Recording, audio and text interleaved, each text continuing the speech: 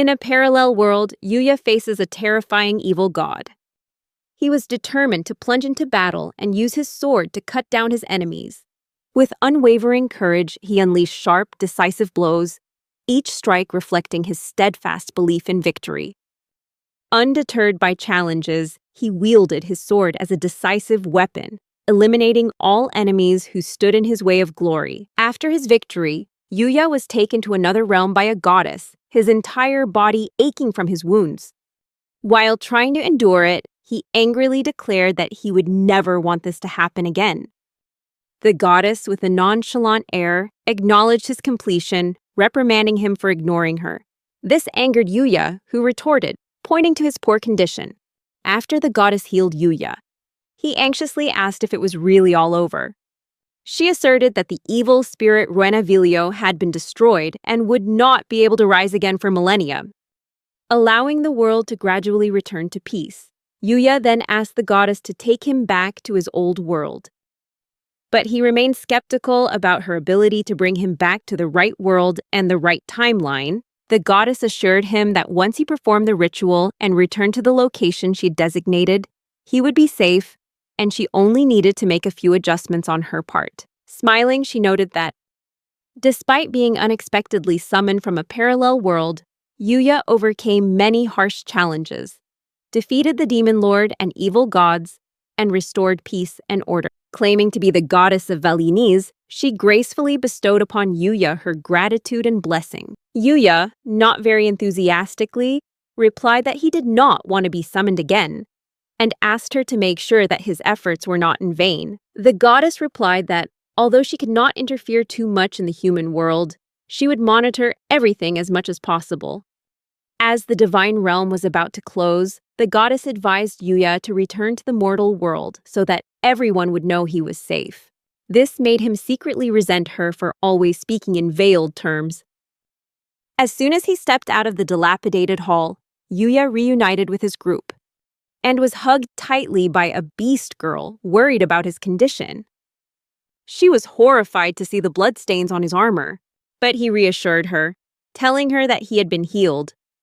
One of Yuya's teammates asked if the fight was over yet, and he confirmed that the world had been saved. Then, he turned to the princess of the kingdom and told her that the rest was now her responsibility, the king's, and the others. Another teammate urged him to go outside and inform the people, and Yuya walked out of the building, raising his fist in victory. He was greeted with cheers from the crowd. Although his real name is Kashiwagi Yuya, in this world, he is known by the name Yuhya Kashagi. He was originally a university student, and 3 years ago, Yuya, who was summoned from modern-day Japan by Valienis to the continent of Wilterias. He was sitting in the room with Tia, a beast girl, quietly chatting. He expressed his sadness at the thought that he would never see her and the others again, even though he had fought hard to return to his original world. Tia started sobbing, and as Yuya tried to comfort her, she burst into tears, her eyes streaming as she asked him if he was really leaving forever. Yuya was shocked and silently apologized. She recalled her painful past when she lost her entire family to slave traders and was enslaved herself. He rescued her by chance, and they embarked on a journey together. Their team gradually became her second family. Yuya explained that he belonged to the old world, where his real family was waiting. Tia pleaded with him to take her along. This made Yuya pause, and he gently stroked her head to reassure her. At that moment, a servant entered and announced that the return ceremony had been prepared. The servant asked if he really wanted to return to his original world, and Yuya confirmed that. The maid, noticing that Yuya hadn't touched her at all, she unexpectedly suggested he spend a minute or two with her in the empty room next door. Yuya immediately refused, but she continued her antics, starting to unbutton her shirt and even inviting Tia to join in, even though she thought it might prolong the time. Yuya was shocked by the maid's joke, both amazed by her beauty and annoyed at the thought that he would only last a few minutes. Entering the great hall, where the king and princess were waiting with their honor guard, Yuya and Tia approached and bowed. The king respected him and asked him to stand tall with pride. Then he asked Yuya if he wanted to stay in their kingdom, but Yuya firmly refused. The king continued his suggestion, claiming that perhaps even Princess Melthuria couldn't convince him, and wondered if it was because of the princess's small breasts. Desperate, he even suggested a more voluptuous maidservant, which angered the princess, who struck him on the head. Returning to her serious demeanor, Princess Melthuria apologized to Yuya for burdening him despite his status as an outsider, and expressed her and the people's boundless gratitude to him. Even though Yuya tried to refuse that honor, the princess still earnestly hoped he would decide to stay. While not hesitating to press the heel of his shoe onto his father's foot to stop him from saying more, Prince Leon approached Yuya, expressing his hope that Yuya would become his brother-in-law, and that it would be boring without Yuya around.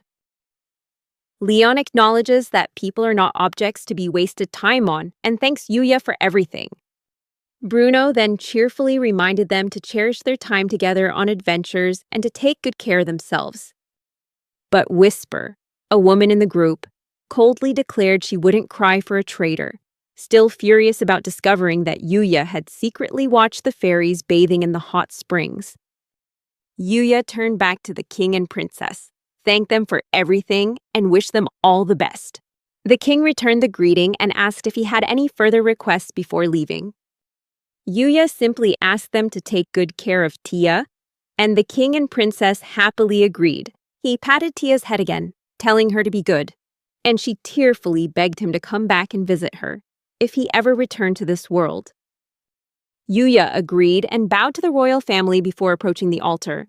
At the altar, Yuya apologized to the princess for the delay, and Melthuria, blushing with embarrassment, said that there was still plenty of time to prepare for the ceremony, and she understood everyone's feelings. She gently asked him to call her Mel, as he always did. Instead of maintaining formality, she felt embarrassed to see him off in such a formal atmosphere. Her warm smile made Yuya's heart flutter, and he had to try to maintain his composure in the face of the princess's cuteness. Mel asked if he was wearing the same clothes he had when he was summoned, and when Yuya nodded in confirmation, she expressed her gratitude. Although he knew they had no right to drag him into the troubles of the Wilterius world, he accepted their help without resentment. She confessed that she would never forget their kindness, and promised to live up to that promise. Now that the world has been saved because of him, they looked at each other in silence. It wasn't until Mel shyly admitted that she had hoped he would stay and become her husband. Yuya was startled, thinking to himself that she must have just been joking, because he had never seen any sign of it from her before. He also blamed himself for not thinking about it earlier, but then he dismissed the idea, secretly thinking that marrying a princess was beyond his reach. Princess Melthuria signaled Yuya to begin the ceremony. And as he stepped onto the altar, she wished him well, saying she was so happy to have him around, and jokingly told him to stop peeking. This made Yuya blush. She began the ritual, and a brilliant beam of light gradually filled the space, completely blinding him. As she gradually regained her eyesight, Yuya realized he was looking up at the ceiling in Japan. He stood on a chair. He recalled that this was the same place where he had sat before being summoned to Wilterius, and felt fortunate that no one was there to witness his disappearance and return. Checking his phone, he found he had returned to the exact day he disappeared.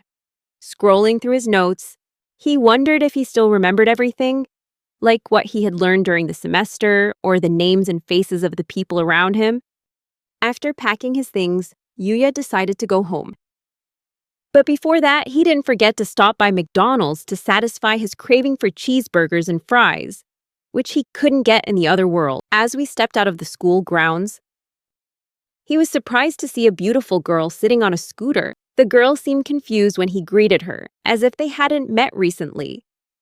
And despite trying to remain calm, Yuya struggles to resist hugging his best friend Kudo Akane, whom he hasn't seen in 3 years. Akane, his friend from high school, attends the same university, but is in a different department than him. After observing him closely for a moment, Akane asked if anything had happened, noting that he seemed more mature and different than before. Yuya nervously tried to brush her off, saying that it was impossible for someone to change so quickly. Akane remained skeptical and jokingly asked if he had a girlfriend. When Yuya shyly denied it, she laughed and teased him, saying he had no experience in romantic relationships. Yuya retorted that her experience wasn't much better either. This made Akane laugh and call him rude. She said she could absolutely have a boyfriend, but simply wasn't ready yet. Yuya then made an excuse to leave, saying she had something to do. It's all about satisfying that burger craving.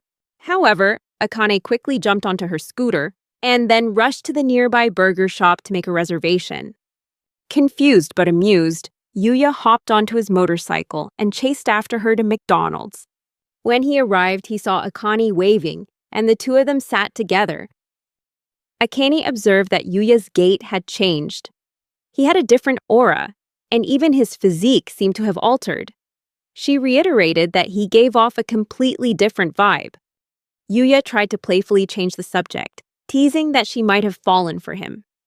Akane glared at him with a killer look, threatening to poke his eye with a straw, then looked away to hide her embarrassment. When Yuya took his first bite of the burger, he suddenly stopped and started crying. He quickly wiped away his tears, making up a story that he had added too much mustard. Then he left and went home. I'm glad to see everything is still exactly as it used to be. Entering the house, Yuya realized no one was home, because his mother was working the night shift, and his father was on a business trip in the Middle East. He wasn't sure if his sister Yumi was in the room. He went upstairs and entered his room for the first time in 3 years. Everything remained exactly as it was. In the darkness, Yuya muttered the word light, and a small ball of light appeared in the air, illuminating the entire room. Then he collapsed onto the bed, exhausted. But then, slowly opening his eyes and standing up in the room now filled with warm light, Yuya stood in the middle of the brightly lit room. I was surprised to find out that I could still use magic. He couldn't help but stare in amazement at the glowing sphere hovering in the air. With further experimentation, he successfully created a small fireball on his fingertip. And a gust of wind appeared, realizing that he could use many different kinds of magic, not just light. Okay, looking at the watch his father had given him when he started school, Yuya curiously used his appraisal skills on it. An information window popped up, revealing that it was a fake watch, worth very little, and that his father had been scammed. After overcoming the shock, Yuya opened his status window and checked his stats. He was surprised to find that his power far exceeded the standards of this world, especially his magic abilities. He had also leveled up significantly after defeating the evil god, and the amount of MP consumed remains unchanged even in the current world. When checking the inventory, Yuya discovered he still had many of his equipment, including the holy sword. This situation was truly strange, because he thought his powers should have vanished upon his return, and over time, his memories of the other world would fade, giving way to everyday life. He wondered if it was all just a dream. Yuya quickly tried to recall everything to figure out why his magical abilities remained. He recalled the process of being summoned by Malthuria, Valienes bestowing upon him many special skills, and the arduous training in the kingdom of Arianas until he was strong enough to defeat the Demon King. Finally, he realized that the evil god was the one behind it all. And after the battle, he returned to the capital in jubilation before returning to his old world. Looking back on his entire journey, Yuya still couldn't understand why his magic persisted. He wondered if the goddess had done something to him, but there was no way to confirm it. Anyway, it wouldn't be a problem if he didn't use magic. However, Yuya had been trained to use magic to the point of almost unconsciousness, and giving up something so convenient wasn't easy. He sighed. Think about the glowing orb, then turn on the light like a normal person. Putting aside his research on magic, artifacts, and status effects, Yuya decides to focus on concealing his abilities from others.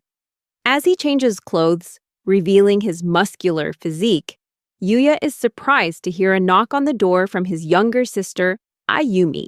Ayumi opened the door without waiting for an answer, walked in and said she was hungry. Ayumi remarked that Yuya looked somehow different, even suspecting he might be taking some kind of medication. Yuya panicked, hastily concealing himself and sending her out, promising to prepare food immediately, worried about the possibility of concealing their changes. The next day, he decided to skip school and go to a forest on Mount Okutama to test his magic and his treasure chest without being disturbed. He found himself feeling no fatigue at all, despite climbing the mountain at a fairly fast pace, and recalled that his body had also changed during his time in the other world.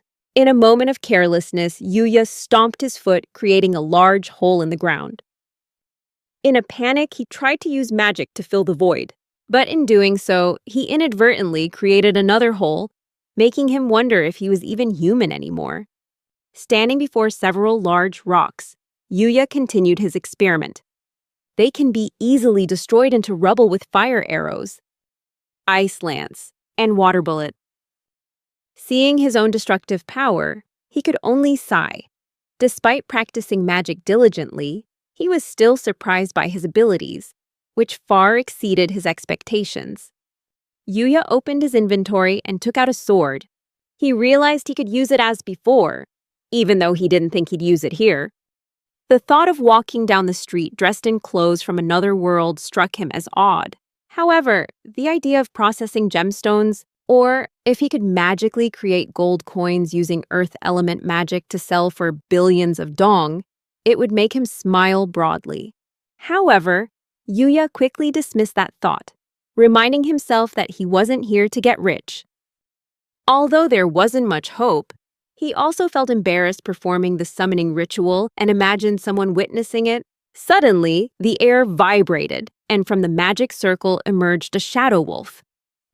She rushed towards him, happily licking his face as if to greet him. Surprised by the success, Yuya saw Kaguru and remembered that this wolf was a powerful and intelligent mythical creature, capable of hiding in the shadows. He reminisced about finding Kaguru in the Demon Lord's dungeon and making it his companion after defeating the enemy. Yuya apologized to the wolf for summoning it so suddenly, explaining that he only wanted to test his summoning abilities. But Kaguru was displeased because he had forgotten about him from the other world and had quickly chased him away afterward. After the experiment was over, Yuya decided to go for lunch and shopping. After indulging in KFC, he realized he had spent quite a lot of money on food. Seeing a lottery booth nearby, Yuya bought 10 scratch-off tickets and chose one for himself, by using appraisal skills to choose the highest value ticket. The lottery ticket vendor called him the lucky one. He left with a large sum of money. However, Yuya suddenly felt anxious and guilty, wondering if this action was similar to stealing on easy mode. He promised himself he would never do it again. His thoughts were interrupted when he saw Akane, and a girl named Nana is being harassed by another group of male students. As he approached, Akane and Nana's faces lit up, and Akane scolded him for being late. When the leader of the boy band confronted Yuya, he quickly realized that they had extremely low scores and could be seriously injured if he didn't restrain himself. Taking a step forward, Yuya pulled a coin from his wallet and told them to look, before easily bending a coin in front of troublemakers. Ask them to leave politely. The group of boys, frightened, apologized, and then ran away. Nana was delighted, while Akane looked at him suspiciously and asked what he had done.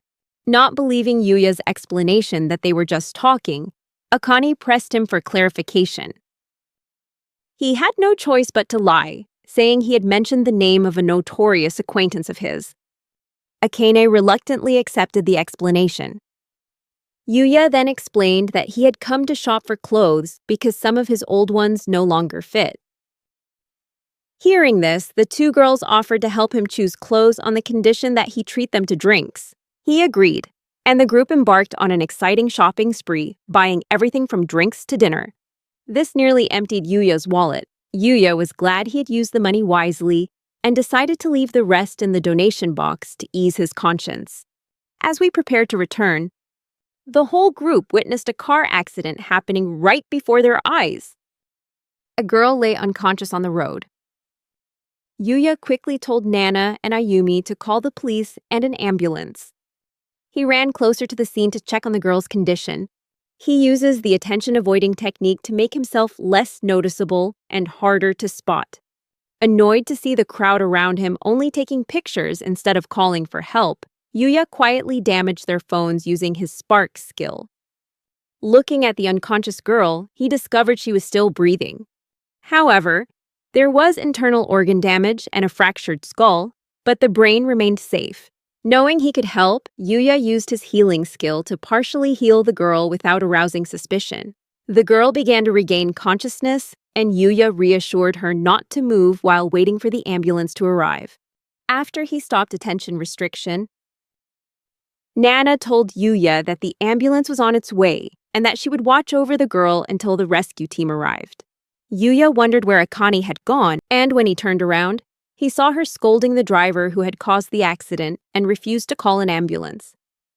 Angry at this person's indifferent attitude, walking silently through the night, he reached out and grabbed the irresponsible driver by the neck, lifting him up, and coldly asked if he had anything else to say, tightened his grip in anger. Suddenly, Akane stepped forward, grabbed his arm and pulled him close, freeing him from his rage. Yuya immediately let go, causing the driver to cough violently as he fell to the ground. An ambulance quickly arrived and took the injured girl to the hospital. Yuya then gave a statement to the police. Akane sighed, saddened that dinner had ended in an unexpected incident, and just wanted to go home and relax in a soak. Yuya said goodbye to Akane and Nana as he prepared to leave with his sister. Before Yuya left, Akane called him back. They seemed to want to say something but then changed their minds, and just waved goodbye. When Yuya went away, Nana curiously asked Akane if she was okay and asked if she had seen any light. When Yuya checked on the girl who had been in the accident, Akane hesitated, thinking that perhaps she couldn't see clearly because of the crowd, but admitting that Yuya looked really cool at the time made Akane blush in embarrassment. She looked forward to hearing her thoughts about him that evening. Nana laughed and recalled the scene where Akane hugged Yuya. "I'm looking forward to hearing your thoughts about him that evening." Akane denied it in embarrassment, trying to explain that she hadn't hugged him for any other reason. 2 days later, Yuya arrived at her part-time job wearing a t-shirt so tight it looked like it would rip. The girl involved in the accident wasn't seriously injured and only needed a week of rest before returning to school. Conversely, the driver only had his license suspended because he wasn't drunk, but Yuya placed a curse on him, learned from the Demon Lord's library, causing him to suffer from diarrhea whenever he felt lustful, until Yuya removed the curse. Upon entering the restaurant, Yuya was greeted by the manager, Mizukati, who noticed he had arrived early. He praised his hard work and then assigned him a service area. After returning from 3 years away, and realizing that time on Earth hadn't passed, Yuya wasn't sure he could function normally. To his surprise, he saw Mizukati looking at him with a bewildered expression, asking why he was only wearing half his shirt. Then she apologized and quickly got him a new shirt because the old one no longer fit. Mizukati was flustered when she opened the wardrobe. He wondered to himself if Yuya had always been this muscular. He was surprised to see the beautiful manager, Mizusaki, become flustered in front of him and decided to keep his display of muscles a secret to avoid further embarrassment. After putting on his new shirt, Yuya entered the service area and began diligently serving customers. This prompted a colleague named Adamolti to comment on the situation to the manager, who was engrossed in watching. Yuya realized that despite his hesitation, he still performed well thanks to his superior physical strength. He also discovered that serving customers was enjoyable. Yuya's thoughts were interrupted when his colleague Domoni asked some customers to lower their volume so as not to disturb others. When the man reacted rudely, Yuya calmly stepped forward and asked them to leave if they didn't comply. The customer then insulted Yuya, insisting that the customer is king. Yuya responded intelligently and politely, asking them to leave. The guests angrily stood up, but quickly became intimidated by his overwhelming presence, and quickly paid and left. Yuya recalled that a similar incident had happened a few days earlier, realizing he had inadvertently used magic. Mizusaki anxiously asked if he was all right, apologizing for not being able to stand up for him. But he reassured her, making up an excuse that he was wet and needed to go clean himself up. She misunderstood again, thinking he had been in an accident, causing Yuya to panic and explain that it wasn't the case. Demoni also pointed to the puddle on the floor, thinking it was his. Yuya realized that his abilities and powers were useful, but accidentally using magic could lead to embarrassing or troublesome situations. He found life in this world sometimes quite a headache.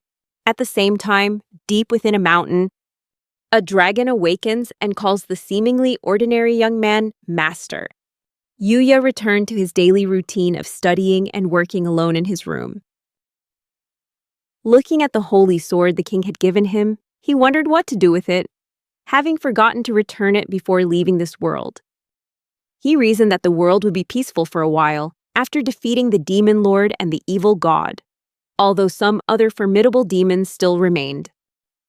He thought the sword would be useless in Japan, so he decided to find a way to return it. With this thought in mind, Yuya went into the forest and remembered that there was a way to return the sword, although he wasn't sure if the recipient would be willing. Find a suitable place. He recalled how he had used summoning magic to conjure the shadow wolf in the room and then sent it back to the other world. He believed that if he sent the holy sword along with the familiar creature, it might return to the kingdom. Hopefully they'll agree if you ask carefully. He chanted a spell to summon Raylia. The air swirls up as the spell begins to take effect, and then a giant black dragon appeared before Yuya. He was surprised because it had been a long time since he last saw it. And I apologize for calling so abruptly. The creature recognized Yuya, wondering if something was wrong, thinking he had returned to his own world. Raylia was surprised to find herself in Yuya's world. She never imagined he could summon her to another world using only his magic. But without wasting time, Raylia got straight to the point and asked Yuya what he needed. She also noted that she didn't think he had summoned her solely for a private meeting, though that wouldn't have been a problem. Yuya confirmed. In his confusion, he asked her to take an item back to the palace. He remembered that Raylia usually avoided contact with humans and disliked visiting the palace. Since Raylia was a familiar creature to him, exchanging information would be easier through summoning. That's why he asked for my help, not gave me an order. Raylia replied that she didn't mind his request, as long as it came from him, but she wanted a condition in return. She wanted to see with her own eyes the mythical world he had come to. Yuya agreed, but it pointed out that she couldn't go around in her dragon form. Instantly, Raylia transformed into a beautiful woman with a captivating figure. This made Yuya blush and reluctantly agree that this form was acceptable. But he warned her not to reveal anything about the other world, because people in Japan were unaware of its existence. Raylia was very excited when she saw the motorbike. I feel delighted with the smooth, flat roads of this world. She even hugged Yuya tightly as the car sped away. Enjoy the new experience. Yuya explained that they compensate for the lack of magic with advanced science. He admitted that he himself didn't fully understand magic when he was in the other world. Raylia nodded in agreement, captivated by the food of this world. She jokingly, half seriously, said she would be willing to destroy an entire country just to get a glass of parfait. When Yuya reminded him that he was just a penniless student, she suggested he sell one of his scales or a claw. However, upon learning that they had no value in this world, she was disappointed and saddened by the prospect of not being able to eat any more sweets. Angry, Yuya dragged Raylia outside. That he still had to go to school in the afternoon. Surprisingly, Raylia announced that she would go with him, or, if she wasn't allowed, she would explore the city on her own. Fearing that Raylia would bankrupt him with sweets, Yuya reluctantly agreed to let her come along. At the university, Raylia was amazed by the size of the building, exclaiming that it was large enough to house an entire town full of students. When the receptionist asked for their ID cards, Yuya panicked. But Raylia quickly produced a membership card from the other world. Surprisingly, the receptionist accepted without asking any questions. This astonished Yuya. He whispered that he didn't know membership cards from the other world were accepted here. But Raylia just laughed and revealed that she had used magic to make the staff see what she wanted them to see. Yuya praised her for her quick wit, put the guest tag on her, and was about to take her on a tour. Just then, Akane appeared. He gave a cold laugh and asked who the woman accompanying him was. It sent chills down Yuya's spine. In response to Akane's question, Raylia casually referred to Yuya as Master and asked him to introduce them. This made Akane even more terrifying. Quick-witted, Yuya said that Raylia was an acquaintance of his father and called him Master because she wasn't fluent in Japanese. Akane stepped forward to greet Raylia, surprised to learn that Yuya had spoken about her several times before. She went on to say that Yuya had once told her they had a relationship. Unfortunately, they were inseparable from each other since high school, and that she wasn't a very good companion. Those words displeased Raylia somewhat. Sensing danger, Yuya panicked and tried to flee to the classroom. But Akane quickly grabbed his shoulder and said she wanted to go with him. She even knew his class schedule. Akane didn't miss the opportunity, giving Raylia a tour of the school, not giving her a single moment to talk privately with Yuya. Lost in thought, Yuya was suddenly pulled back to reality when a classmate named Akio appeared, asked about the pretty girl, and suggested they get to know each other. Yuya tried to stop him. But Akio, a third-year law student and senior in the travel club, wasn't easily dismissed. Akio is famous for repeating the school year because he's too busy traveling. As Raylia and Akane approached, Yuya introduced Akio as someone who seemed shallow but was actually kind-hearted. Without hesitation, Akio began to flirt with Raylia, praising her as unparalleled. Akane coldly interrupted, asking him who he was comparing her to. At that moment, a rugby club member named Ijima tried to join the conversation, but Akio rudely told him to stay away from Raylia. This angered Ijima, and he demanded a fight. Yuya tried to defuse the situation, but Ijima grabbed him by the collar and told him to leave. Instead of being scared, Yuya just laughed, comparing him to a cute hamster defending its territory. Raylia suddenly butted in, hurling insults at Ijima, before grabbing his face, lifting him into the air, and coldly asking him what he intended to do with her master. She demanded. Then she dropped Ijima with a chilling warning, making him look like he'd just encountered a formidable final boss. So Yuya approached to check on Ijima's condition, and a cold warning to never act arrogant again, scaring him away. Akane asked what happened and who Raylia really is. Yuya replied that she was stronger than most people. Then he quickly said goodbye to Akio. He was trying to get Raylia's number and quickly bring her home. Although Yuya only intended to give Raylia a brief introduction to Japan before returning to his mission of returning the Holy Sword, he had anticipated that things would become this complicated. Reluctantly, he invited her into the house, but Raylia asked if she was really allowed in. And she wanted a chance to greet his family, whispering that if anything happened, she would use magic to resolve it. When Yuya opened the door, he was shocked to see his younger sister, Ayumi, holding a banner welcoming Raylia. He explained that his best friend Akane had given him advance notice of the visit. Ayumi also revealed that she had informed their mother that guests would be visiting. Yuya introduced Raylia to his mother. Someone had prepared marmalade and ice cream, which Raylia enjoyed. Then Ayumi led Raylia into the bathroom where the three girls happily took a bath together. Meanwhile, Yuya, sitting outside, listened to everything with a mixture of confusion and embarrassment. That night, Yuya collapsed onto his bed, exhausted after a long day, and wondered if Raylia would be okay being around the girls. In the next room, Akane directly questioned Raylia about her relationship with Yuya. Raylia replied that they had a soul connection, but that didn't mean they were romantically involved. Akane jumped up with joy. But Raylia quickly added that she still understood Yuya's attractiveness as a man, causing Akane to involuntarily shiver.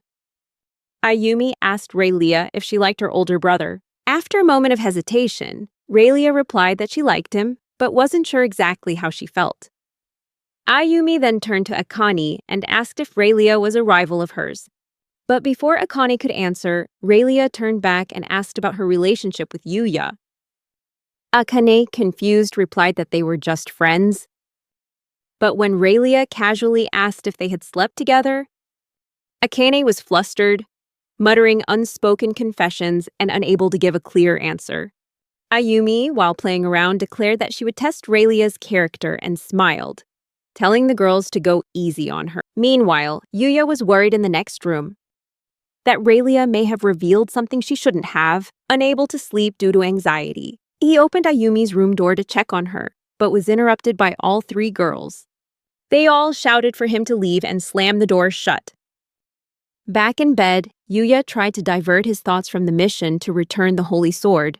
Raylia recalled her first encounter with Yuya, when it felt like someone was calling her from inside a cave. Having become accustomed to going long periods without a visitor, she often spent her time sleeping, until 2 years ago. As life gradually returned to peace, Raylia felt bored and depressed. She had left her cave 2 years ago and had only returned 2 months ago. But for a creature as long-lived as she was, that time felt like a fleeting dream. It all started when Yuya and his teammates appeared in the cave while she was fast asleep. Raylia disliked humans because of their greed and warlike tendencies.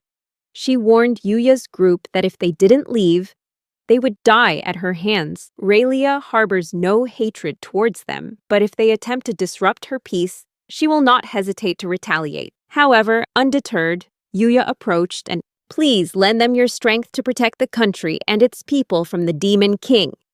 Raylia refused because she believed that both humans and demons were the same kind of creatures. She didn't want to interfere in their conflict. But Yuya didn't give up once again. He proposed a bet.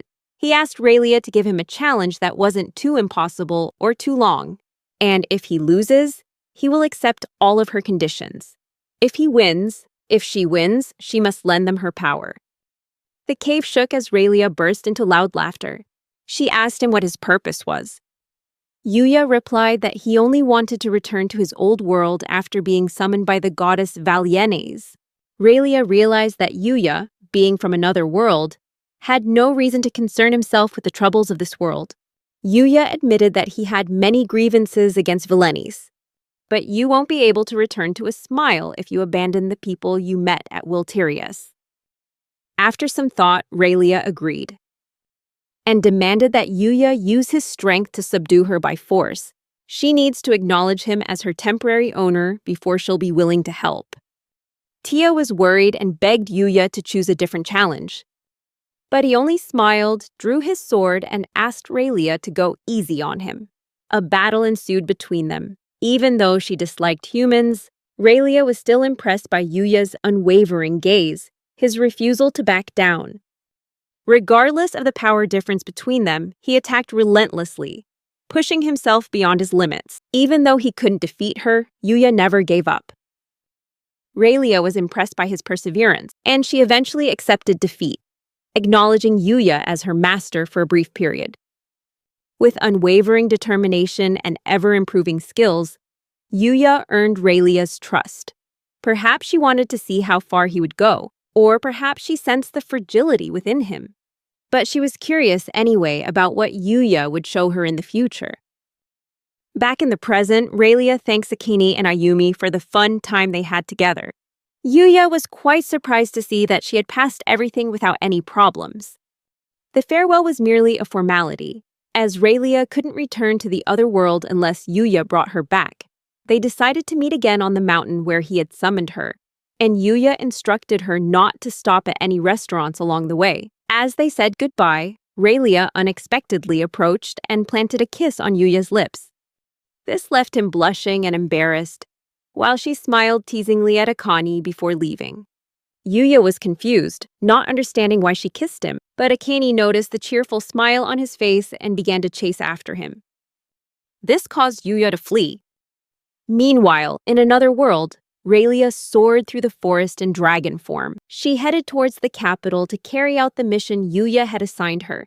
She chuckled as she recalled their last meeting, when he unexpectedly asked why she kissed him, especially after Ayumi and Akane had gotten angry and chased after him. Raylia, surprised, asked if he didn't like the kiss. When Yuya was about to explain, he finally gave up and said that it was no longer important. Then he gave Raylia a box full of parfait. He revealed that he bought them because he knew she liked them so much. Raylia happily embraced him, pressing his face against her chest, almost suffocating him. Suddenly, Yuya asked if she intended to kill him. Raylia just giggled, playfully touching her breasts. She smiled, saying she definitely had to repay the gift, but Yuya quickly said it wasn't necessary and asked her to simply bring the holy sword back to the palace. He pulled the sword from his magic box and added several desserts for Mel and her friends, asking Raylia to deliver the message and the gifts. She also placed these items in her own storage. They joked that they would probably be talking about Yuya over those desserts before he could take her back to her old world. Raylia asked him to summon her at least once a month. Yuya admitted that he would miss her, which made Raylia happy. Meanwhile, back in the capital, Princess Malthuria sat at her desk, sighing as she looked at the pile of documents before her. She stepped out onto the balcony to enjoy the cool breeze until she saw a figure approaching from the sky. After a while, Malthuria finally realized it was the Black Dragon. She was surprised to see it here. Raylia landed in the palace courtyard and quickly transformed back into human form. With both Princess Malthuria and Prince Leon rushing to greet her, Raylia coldly told the prince that she had come to fulfill a request from her master. But her eyes immediately softened when she saw Malthuria. Ignored, Leon trudged away, leaving her younger sister to handle Raylia's request. I'm a little jealous of the close relationship between Mel and the dragon. When Mel asked Raylia about this change, she recounted that she was there at Yuya's request, and without thinking twice, he drew the holy sword from his inventory and threw it at a surprised guard. Mel, still confused, asked Raylia to wait a moment before leaving. Then Mel asked if Raylia had met Yuya, and the dragon replied that she had been summoned by Yuya and that he had taken her on a tour of his world, a place she found extremely interesting. The princess tried to process this information as Tia, the heiress, the maid, appeared with a captivated gaze and bowed to the dragon. I suggested they sit and talk in the garden. Raylia happily invited Mel to join them and revealed that she had brought souvenirs as well. Tia was delighted to see Raylia and approached her in her maid's outfit. They greeted each other warmly. Then he turned to look at the princess, who was still standing there like a statue. Tia approached Mel, gently saying that it would likely take a while for the princess to return to reality. Then he pulled out a slipper from somewhere and hit the princess on the back of the head. Princess Malthuria jolted from her reverie, looking around in confusion and wondering what had just happened, just like the slipper that appeared out of nowhere, while she noticed a slight headache. Tia, the maid, evaded the question. At that moment, Mel saw Raylia and remembered her words about meeting Yuya. This surprised Tia. Raylia promised to tell the details, then took a dessert box from her storage. Princess Tia and Tia were captivated by the parfait cakes. Raylia offered them a taste, and when they took a bite, both were captivated by the delicious taste of this dessert. Tia even wondered if it could be recreated in the kingdom. Although Mel mentioned making dessert for her brother and father, the three of them ultimately decided to eat it all themselves because both of them were busy. The princess could hardly believe that Yuya could summon dragons from another world, while Tia wished she could be bound to Yuya through a contract. Raylia explained that this was supposed to be impossible, but perhaps it's because Yuya is special, or maybe Valienis intervened for some reason. Raylia believes the goddess might be planning to use Yuya for other purposes, but she was determined to stop the goddess from disrupting Yuya's peaceful life any further. Although not a goddess, Raylia possesses immense power and can sense if anything happens to Yuya thanks to their contract. Mel shyly asked if they could see Yuya again. Abba! Raylia replied that it was quite possible. She explained that when a summoner summons a spirit beast with whom they have made a contract, There are instances where the summoned spirit beast is accompanied by other spirit beasts at the time of summoning. Furthermore, Yuya promised to summon her at least once a month. Tia was overjoyed at the prospect of seeing Yuya again. Mel, on the other hand, almost burst into tears of happiness. When Hera said that the princess would have a chance to see Yuya again, Mel denied it. But she became even more confused when the maid pointed out that she had never mentioned Yuya's name. Raylia laughed and asked the princess why she had to deny her feelings when everyone knew she loved him. Mel denied it once again. But Eris reminded her that whenever she thought of Yuya, she would giggle and blush at the mention of his name. Raylia reassured Tia that she would ask Yuya to take them both to visit once things settled down, which only made Tia more excited. But when they returned, they found Mel had fainted after realizing her true feelings for Yuya. Despite her duties as a princess, Tia frantically tried to wake Mel up. Meanwhile, Eris merely chuckled with amusement at the princess's embarrassment. Meanwhile, Yuya was facing financial difficulties. Once a hero summoned to another world to defeat demons and evil gods, he now faces financial difficulties upon his return to his own world. Yuya walked over to his mother and gave her a necklace that he had made himself. He lied, saying he learned how to do it online. His mother was overjoyed to receive the gift. After fighting for survival for 3 years in another world, Yuya finally returned to Japan. Although he imagined life back would be full of joy, he soon realized that everything here required money. With his part-time job's salary insufficient to live on, plus the cost of college, Yuya considered using magic to earn money. However, not wanting to get involved in any illegal activities, he decided to use his alchemy abilities to make handmade accessories from the gold and silver in his inventory and sell them online. He recalled the times his mother suffered from shoulder pain and backaches, and imbue the necklace with the ability to recover from fatigue. Although it's not as powerful as mainstream magic, this piece of jewelry still has certain benefits for the wearer. Yuya made a special necklace for his mother. And when his mother happily showed off the new gift to his younger sister Ayumi, the little girl immediately demanded a gift of her own. Yuya smiled and gave her a dog-shaped necklace. Ayumi was very excited about his online sales plan. "I offer to help you design a website." Yuya happily agreed, promising to share a portion of the profits with her. Yuya's mother was delighted by the brothers' cooperation, reminding them not to forget about their studies. "And could you please bring her lunch to her office next week?" When she had to go to work earlier than usual, Yuya suddenly started thinking more about his business.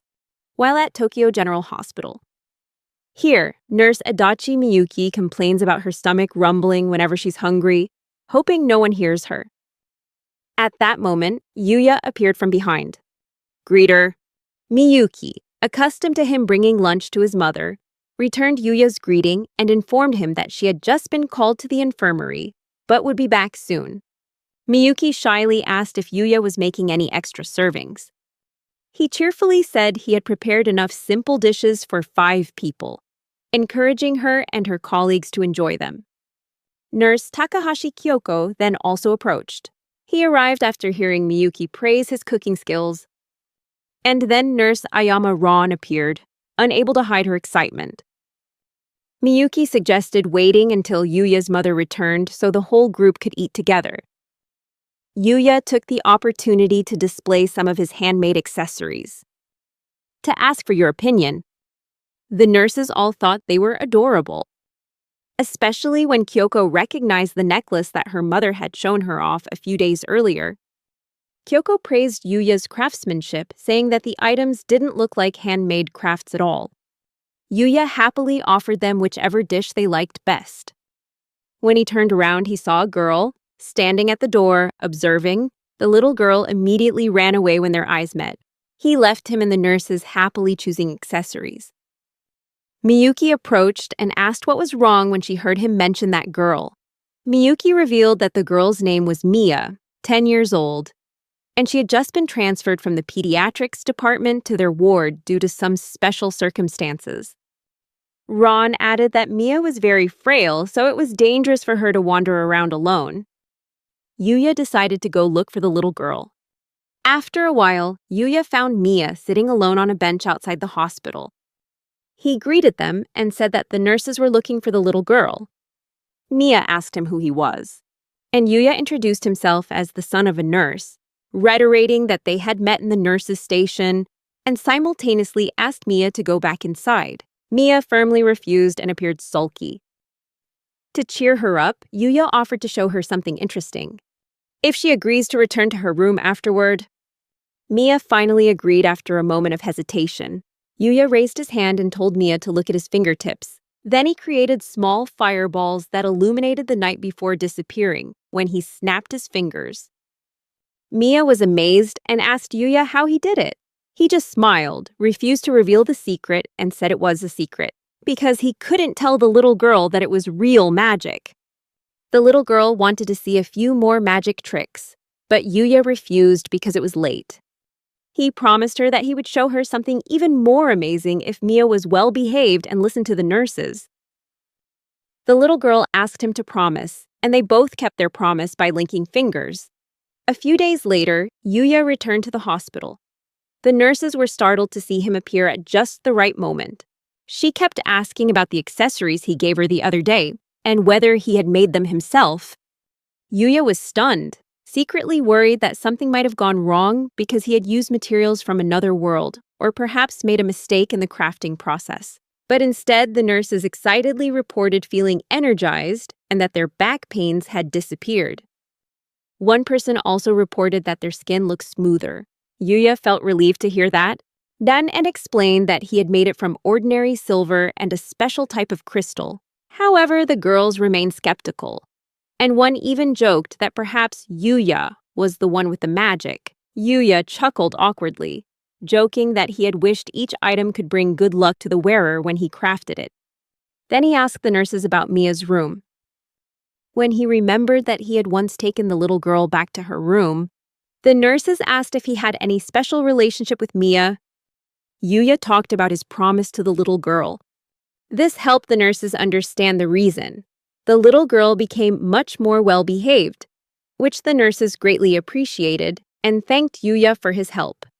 Yuya then asked why Mia had been transferred from the pediatrics department to the surgery department. But the nurses only revealed that Mia had argued with another child, and to avoid negatively impacting the girl's mental health, they decided to move her to another area. When Miyuki was called away, Yuya continued towards Mia's room. Then he came across a little boy standing at the door, which surprised him. Yuya asked if he had any business with Mia, but the boy tried to leave. Yuya quickly grabbed him and lifted him under his arm. Take them to the waiting room to talk. Yuya offered the boy a glass of water and asked the question again, only to be called uncle. Even though they are only university students, Yuya correctly guessed that this was the boy who had argued with Mia and asked for her name.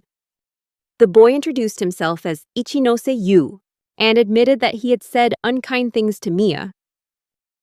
Through the conversation, Yuya learned that Mia's parents rarely visited her because of their busy work schedules, and she would often look on with envy when she saw the parents of other children come to visit. On one such occasion, when Yu's mother brought him a new manga, Mia got angry and threw the teddy bear at the boy. Feeling hurt, Yu angrily stated that Mia's parents didn't visit because of her attitude. Yu's mother was very angry with him for those words, and Yu felt remorse. The boy really wanted to apologize to Mia, but she had been moved away before he had a chance. Even though Yu knew where Mia was, he still didn't have the courage to go and meet her. Hearing this, Yuya offered to help and lifted Yu up, bring the boy to Mia's room. Mia was sitting on her bed reading a book, her face brightening when she saw Yuya walk in, but she was surprised to see him with her. Yuya gently urged the boy, and after a moment of hesitation, Yu bowed her head and apologized to Mia for what she had said. The two children looked at each other in silence. That was until Mia's mother, Uno Ayako, walked into the room, surprised to see Yuya and Yu there. Yuya introduced himself and Yu, explaining that he wanted to apologize. And he also came to fulfill his promise. The mother revealed that because the argument started with Mia throwing things at Yu, She had planned to go to the boy's house to apologize. Looking at her daughter, she gently reminded Mia to apologize to Yu to put an end to everything. After everything was settled, Ayako introduced herself as Uno Ayako. Mia eagerly urged Yuya to perform the magic trick he had promised. Yuya told Yu and Uno to sit down and watch together. When everyone is settled, he began creating fireballs that flew around the room. It astonished everyone. Then he poured water into a small bowl. Then scoop it up and let it float. Then, unexpectedly, he splashed water on Yu, making the little girls giggle. Next, he made paper cranes that flew through the air. And then he asked Mia about her favorite animal. Mia happily replied that it was a giant sea cockroach. Surprised by the answer, Yuya asked the little girl to choose a different animal. And Mia chose a naked mole. Her mother reminded Mia to choose a more normal animal. In the end, Mia chose the kitten. Yuya took a bead and a handkerchief out of his pocket and asked Mia to examine them closely. He used his transformation skills from a box of items in another world. Then pulled the towel away, revealing a sparkling kitten-shaped necklace. Mia was surprised and delighted, and Yuya gave the little girl the bracelet. He continued to do the same thing to Yu, and gave the boy a necklace with a dove pendant. Finally, he made a similar gift for Ayako. Although she initially hesitated because she thought the gift was too expensive, she reluctantly accepted the valuable gift from Yuya. But he reassured her that it wouldn't cost much, and encouraged her to wear it with Mia because they matched well and looked beautiful together. Seeing the joyful expression on her daughter's face, Ayako agreed. Actually, Yuya made these pieces of jewelry especially for Mia. They added a magic spell to ward off illness so that both Mia and her mother could wear them as a matching pair, helping Mia feel less lonely. As she left the room, Ayako thanked Yuya for doing something so wonderful for Mia. She commented that his magic trick was very impressive. This almost made her believe it was real magic. Yuya just chuckled, secretly thinking that he had probably used too much magic in front of everyone. Ayako said this was her first time. Since Mia got sick, she's been so happy. Yuya noticed that Uno also seemed healthier, thanks to the healing magic he had cleverly placed in the room. It helps her feel more energetic. Although using magic in the modern world might be considered cheating, Yuya is happy to see that his power can help others. He hopes this will help Mia get better. Before parting ways, Uno suggested that Yuya visit Mia after her surgery. And he happily agreed. Elsewhere, an armed group is finalizing preparations for an assassination mission against an ambassador, equipped with a range of heavy weaponry. One of them confirmed that the diplomat's schedule was proceeding as planned, while one member of the assassination team complained that the preparations had taken more effort than expected. For a nation supposedly exhausted by peace, their leader reminded them that their goal was to negotiate, as the ambassador's country had many allies in Africa and the Middle East. He warned his subordinates against causing unnecessary deaths. But the henchmen seemed unconcerned, believing they could eliminate anyone they deemed necessary, and that the deadly cult followers meant nothing to them. The leader then announced that the mission would begin at 11 p.m. the following night, targeting the ambassador and officials of the Japanese government. Meanwhile, after many hours of hard work, a boy happily announced that the costume, the design he had created himself, was finally completed. Yuya tries on the Henjin hero costume that he made, and he commented that it suited Yuya very well. This is part of Yuya's part-time cosplay job. And the boy admitted that he had to adjust the costumes quite a bit because Yuya's physique had changed so much. He enthusiastically asked Yuya to perform the signature rider kick to attract attention. And that boy is Saido Yosuke, an otaku specializing in tokusatsu and a science student at the same university as Yuya. He hired Yuya to be a cosplayer for the big annual summer/winter cosplay event. Yosuke was very excited and promised a generous reward, short on money after Raylia's visit, and with Ayumi and Akane also demanding fair treatment. Yuya agrees to take on this job despite the embarrassment and awkwardness to save up for motorcycle training camp that will start during the summer break. While they rest, Yuya turns on the TV. And at that moment, Saito asked him about Raylia after hearing about her from Ayumi. Yuya replied that his sister had gone with Akane to the Persian art exhibition, and immediately the news reported an explosion at the museum, where armed gunmen from abroad stormed in, taking the ambassador and several government officials hostage and holding themselves captive inside the building. Saito was shocked to realize that it was the same museum where Ayumi had attended the exhibition. After failing to reach his sister by phone, Yuya also saw the news and feared the worst. Aware of the dangerous situation, he used magic to locate Ayumi and Akane inside the museum. He was determined to save them if necessary. However, to keep his powers a secret, he realized he needed a disguise. Immediately, he used magic to put Saito to sleep so he could borrow his cosplay costume. At the museum, the terrorist group warned everyone to keep quiet. Meanwhile, Ayumi and Akane were also in the crowd. Akane tried to reassure Ayumi that help would arrive soon. And deep down, she still hoped Yuya would be there, even though she thought he probably couldn't do much in this situation. Meanwhile, former hero Yuya flew towards the museum, unable to use his teleportation ability, concealing oneself using the Inhibit Perception spell and using disguise to hide one's identity. He was floating above the museum. He could sense everyone's location in the building and quickly identified Ayumi thanks to the magic necklace she was wearing. Thinking about his next move, Yuya realized that invisibility wouldn't work on the vigilant terrorists, and he'd never learned stealth skills. Those were for spies or criminals, not a hero like him. With no other options, he decided to use his strength. First, Yuya searches for bombs. I found one in the park and immediately covered it with a time barrier to prevent the explosion, much to the astonishment of the surrounding people. After returning to the air, he located the gunmen and the hostages. Yuya initiated the attack by taking down a guard at the entrance and quickly knocked him unconscious. Moving further into the building, he erected sound barriers on each floor to prevent noise from spreading. Then they took down each terrorist one by one.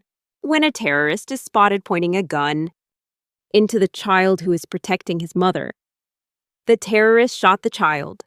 Just so his bullet would be deflected by a force field, Yuya lunged forward and bent the barrel of his gun and knocked him down immediately. He patted the boy's head gently and offered a few reassuring words.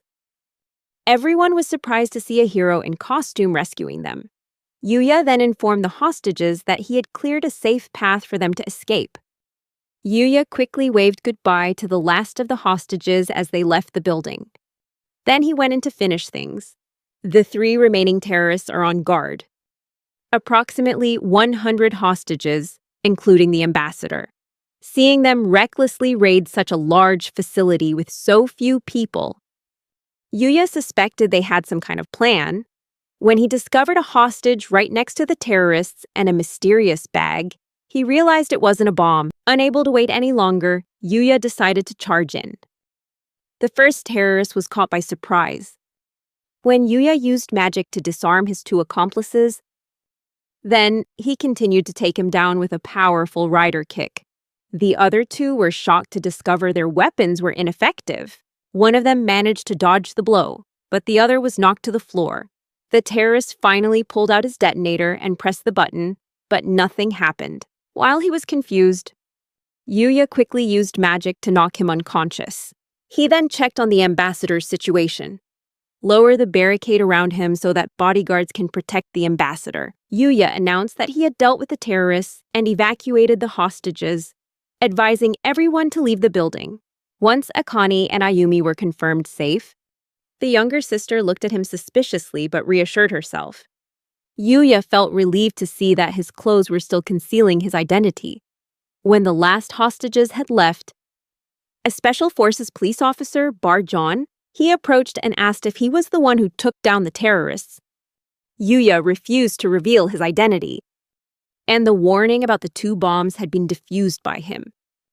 Then, using magic, he made them appear in his hand. Yuya tried to reassure the police as they hid behind their shields, explaining that he had wrapped them in a barrier and destroyed the triggers, then asked where he could put them down. The officers were confused and told him to wait. After a while, they thanked him for his cooperation and asked him to accompany them to the police station. Yuya made an excuse and disappeared, much to their astonishment. Leave the task of reporting the crime scene to the police. He teleported to Saito's house, where he had left a magic circle as a precaution. Seeing his friend still fast asleep, he checked his clothes for any damage and quickly put everything back in its original place. Despite feeling a little embarrassed, Yuya was happy that he could wear the outfit to the museum. However, this is in stark contrast to his confident demeanor when dressed as a hero. Returning home, Yuya pondered that using magic in such a way might leave another dark stain on his history. He decided to go to sleep. Tia asked Melthuria, let her join the battle. But she was refused and told that the war had nothing to do with her. Instead, the princess sent her to find Raylia and monsters for the benefit of the country and those who care in Japan. But the next morning, Ayumi patiently knocked on his door to wake him up. Reluctantly getting out of bed, Yuya realized his embarrassing past was now a mental burden. He thought the heist in the hero costume would end there, but he was completely wrong. The media quickly flooded with stories about the mysterious hero, and that's because the TV in the house was always on. Yuya was forced to listen to embarrassing stories about the mysterious hero he had impersonated. Every time he saw him on screen, he maintained a calm expression, but inwardly he wanted to sink into the ground to hide. He recalled the silly heroic poses he had performed and I just hope everything will be over soon. A week after the event, Yuya met his sister in the living room while the news program was showing footage of the hero on the screen. Ayumi looked closely and said that the hero looked very much like Yuya. She asked if he was the hero. He denied it, claiming that he was at Saito's house at the time and couldn't have flown to the museum. She teased him, saying it would take him another decade to become a wizard, and also reminded him that he was still single. Just then, Yuya's phone rang, reminding him that it had been almost a month since he last summoned Raylia. When Ayumi asked him if he needed anything, Yuya said Raylia is coming soon. Dissatisfied, Ayumi asked if she would be staying there any longer. Yuya suddenly realized he had stepped on a landmine.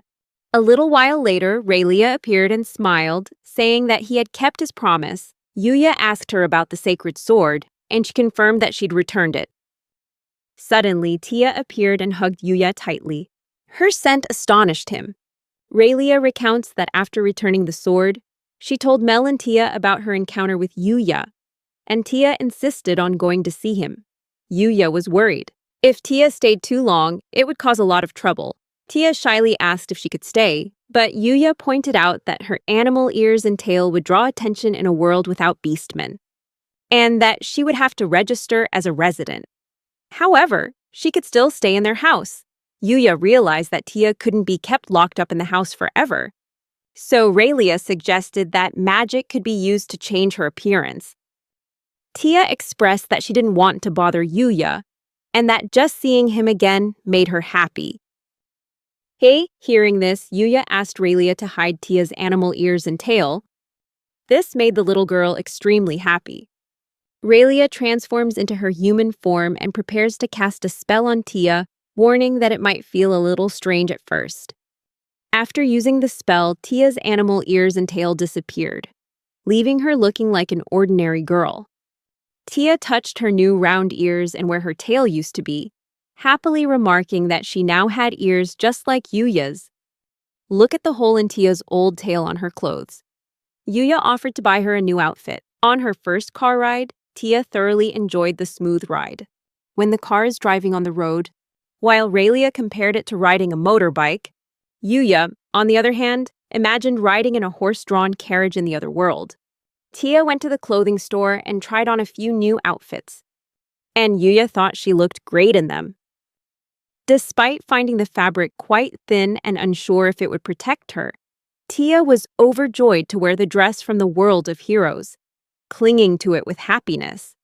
Meanwhile, Raylia looked at Tia with envious eyes. After that, the three of them continued strolling around the shopping mall. Yuya stopped to enjoy some parfaits before heading back home. On the way home, Yuya tried to repeat the fabricated story they had all to follow, to explain why Raylia and Tia were able to stay with him. At the same time, they kept Raylia's magic a secret as a backup plan in case anyone became suspicious. Despite being very worried, Yuya reassured himself before opening the door and going inside. As the door opened, Yuya was surprised to see his younger sister, Ayumi, standing there with a serious expression on her face. Ayumi looked over Yuya in astonishment, discovering he was with two beautiful girls, and she couldn't help but suspect that her brother might have kidnapped them. Nevertheless, Ayumi invited all three into her house. Tia, out of curiosity, asked about Ayumi, and Yuya explained that she was his younger sister, asking her to leave Ayumi alone. He avoided Ayumi's questions and simply observed as the two friends from the other world talked to her.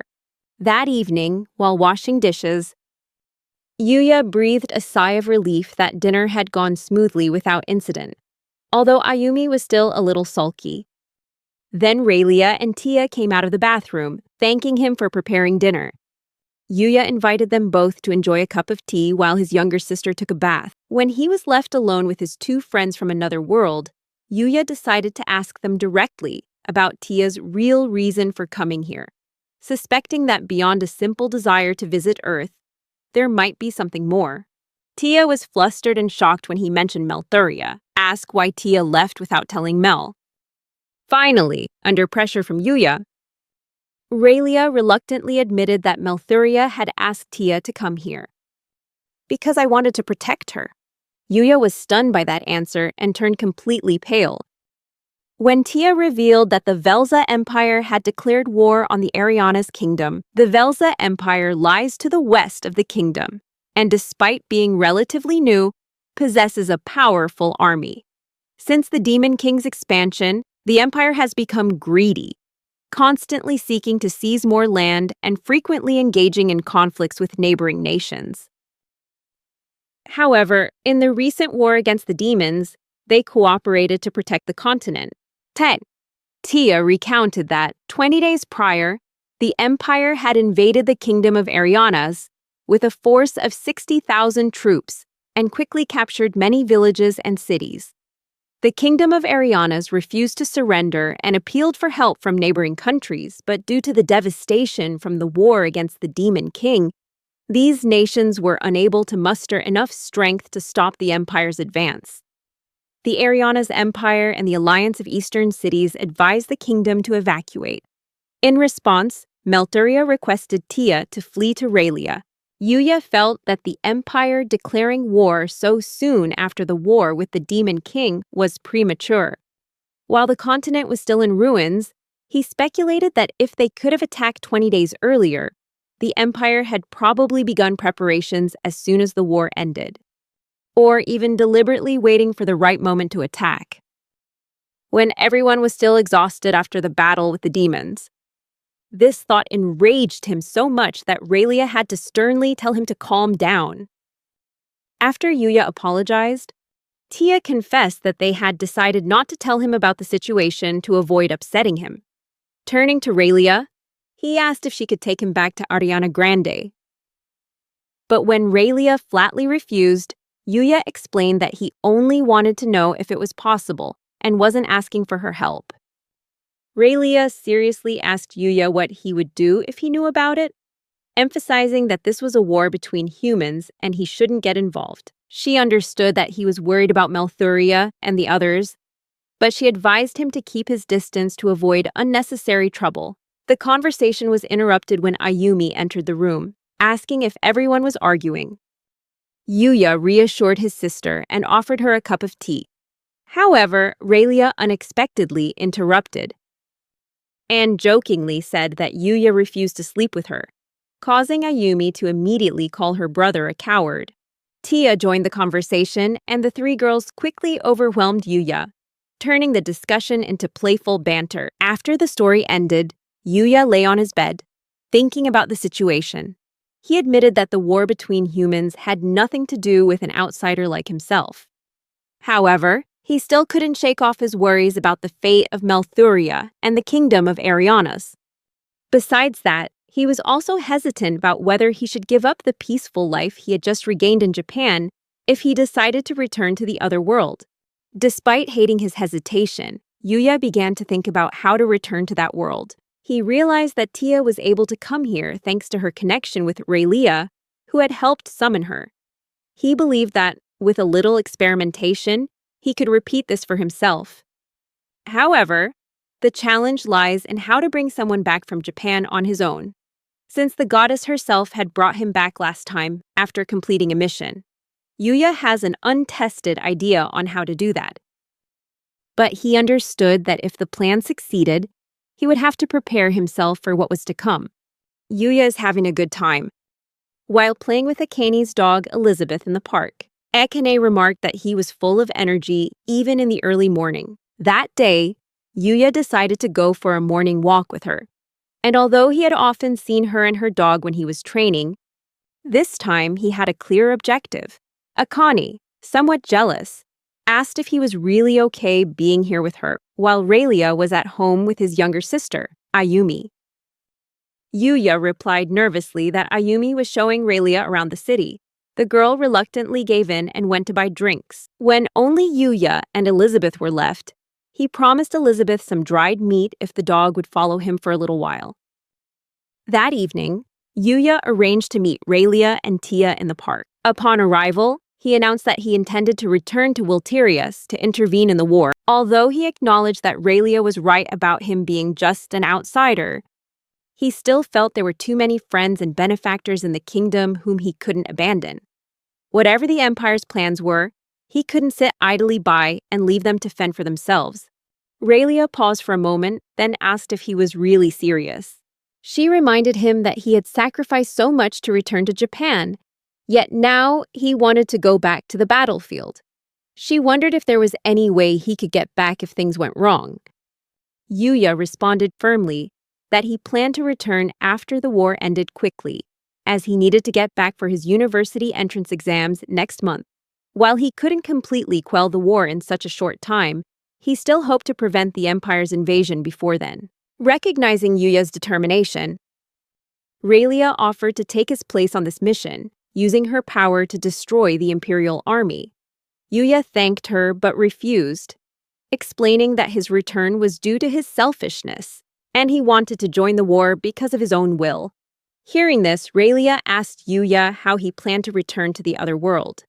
Yuya remembered that Tia had come to Japan through her connection with Raylia. He reasoned that he could make a pact with an animal in Japan, then summon it to the other world and travel with it. Therefore, he attempted to make a pact with Elizabeth and succeeded in summoning the dog, teleporting himself along with Elizabeth. Raylia wasn't entirely convinced yet, but Tia stepped forward. She declared that she only wanted to be by Yuya's side. Although there were important people in the other world that she had to protect, if she had to choose, she would choose Yuya over them. However, if it's possible to help everyone without leaving anyone behind, she wishes to do so. The hero smiled upon hearing this, and after a sigh, Raylia finally agreed to his plan. This made Tia overjoyed, and she hugged Yuya tightly. He reasoned that the best course of action was to leave as soon as possible. He chose to leave immediately after informing his mother and sister that he would be away for a while. In another world, the Aryan army is encamped in the open field. With Prince Leon in command, he concluded that they had anticipated the Empire's movements and had promptly set up an encirclement. General Regan entered the tent, reporting that enemy forces were massing to the west of the meadow and might launch an invasion within a day or two. Deputy Commander Bruno Reg confirmed the number of enemy troops to be as high as 80,000. Provide a detailed description of their force composition. At this moment, a knight announced the presence of General Vistas and Duke Grandes from the Holy Irvania Empire, as well as a delegation from the Federation of City-States. The Crown Prince thanked them for coming, but General Vistas coldly reminded them that if they failed to stop the Empire, they would be the next target. Delegates from the City-State Federation also agreed, bringing all the forces they could mobilize. Regan predicted the attack would take place the following day and planned a calculated retreat, weakening enemy forces along the route of attack. The Crown Prince felt apprehensive about the disparity in forces and feared being surrounded. But General Vistas bluntly reminded him that it was too late for regrets, and that they could only win if each of their soldiers defeated 3 enemies. Court sorcerer Dukuran suggested leaving an escape route for Prince Leon in case the battle took a turn for the worse, so that he could continue to lead the nation in the future. Prince Leon replied that the kingdom was safe in the hands of the king and Malthuria, and that he was looking forward to having another brother, so he was determined to fight to the end with his soldiers. The conversation was interrupted by a loud commotion outside, and a soldier rushed into the tent, warning of an approaching magical creature, causing everyone in the camp to stand alert and look outside. No one could tell exactly what was approaching, but as Prince Leon gazed intently toward the horizon, he gradually made out the shape of a dragon. The soldiers began to panic, but to his surprise, Leon recognized Raylia. The black dragon landed just outside the camp, and Leon hurried toward it. He was astonished to see Tia and Malthuria disembarking from Raylia. And it was even more shocking to see Yuya appear full of confidence, declaring that he had arrived just in time. The hero had returned. Going back a bit in time, Ayumi questioned why Yuya left with Raylia and Tia the moment they arrived. His mother asked if this was something he couldn't talk about right now, or if he would tell her when things calmed down. Yuya is actually returning to another world to provide reinforcements in the fight against the Velza Empire, and the 2 visitors from that world also have to return for the same reason. Although he desperately wants to explain everything to his family, he feels it might be too much. He promises to tell them everything later, and his mother accepted it because he was no longer a child. She only asked that as long as he didn't do anything shameful, everything would be fine. Yuya said he would be back in about a week to prepare for his exams next month. Then he, Raylia, and Tia went into the forest, where they successfully teleported to Raylia's cave in another world. Yuya then told Raylia that he wanted to return to the capital of the Kingdom of Arianas. Raylia offered to carry him on her back. But Yuya pointed out that this was a human war, and dragons didn't need to get involved in human conflicts. Raylia simply replied that she was merely assisting her employer as per her contract, and accidentally eliminating enemy soldiers is not a problem. Yuya happily accepted her help. They climbed onto Raylia's back along with Tia, and all 3 moved to a field near the capital. From there, Raylia spread her wings and flew over the city, leaving the residents below astonished at the sight of the giant dragon soaring through the air. When she landed in the castle courtyard, some guards quickly rushed forward to confront the intruders. But then they gasped in astonishment when they realized the hero had returned. Yuya requested to speak with the king, and the guards immediately stood at attention and hastily fulfilled his request. Princess Malthuria ran along the palace corridors with her heart pounding. "I'm eagerly looking forward to reuniting with Yuya." She knocked on the door and then excitedly entered the room where he was waiting. She hugged him tightly, tears streaming down her face. Hopefully this isn't a dream. Hero Yuya half-jokingly warned that if she kept squeezing so tightly, her breast would press against him. But that was ineffective because her physical condition made the warning superfluous and only upset her. Standing behind Malthuria, the maid heiress boldly teased the princess for rushing forward to hug her like that, and Yuya turned to greet the maid. She replied. With a look of anticipation in her eyes, she immediately suggested he perform that ritual with her, even not minding if he wanted to choose the princess before her. Malthuria started a conversation with Yuya, but their conversation was interrupted when a servant came in to announce that the king was ready to receive them. Leaving their conversation unfinished, Malthuria led him into the throne room. As they approached King Arius and Queen Lafia, Yuya knelt down, but the queen immediately ordered him to stand up. The king expressed surprise and joy at seeing the hero return, and then asked the reason for his return. Yuya explains that Tia has come to his world, and thanks to that, he learned about the current situation of the kingdom. Yuya decides to return with Tia to punish the invaders. He intends to join the fight against the Velza Empire. The entire hall erupted in cheers of excitement upon hearing this. But just as the king was thanking him for his help, Interior Minister Belrias intervened. As the second highest ranking official in the kingdom and trusted by the king, Belrias was always sincere and dedicated, having funded the construction of many orphanages for children who had lost their parents in the war. However, he consistently opposed bringing people from other worlds, like Yuya, into the kingdom's affairs, leading to many heated arguments between them. Belrias stood up in protest, asserting that the previous time they were forced to accept Yuya's participation in the fight against the evil god was due to the intervention of the goddess. But this time, he didn't think it was wise to involve people from another world. The king noticed the minister's stubbornness, but also pointed out that the war was currently a major threat to the kingdom, and that if the situation continued, they would suffer even more losses.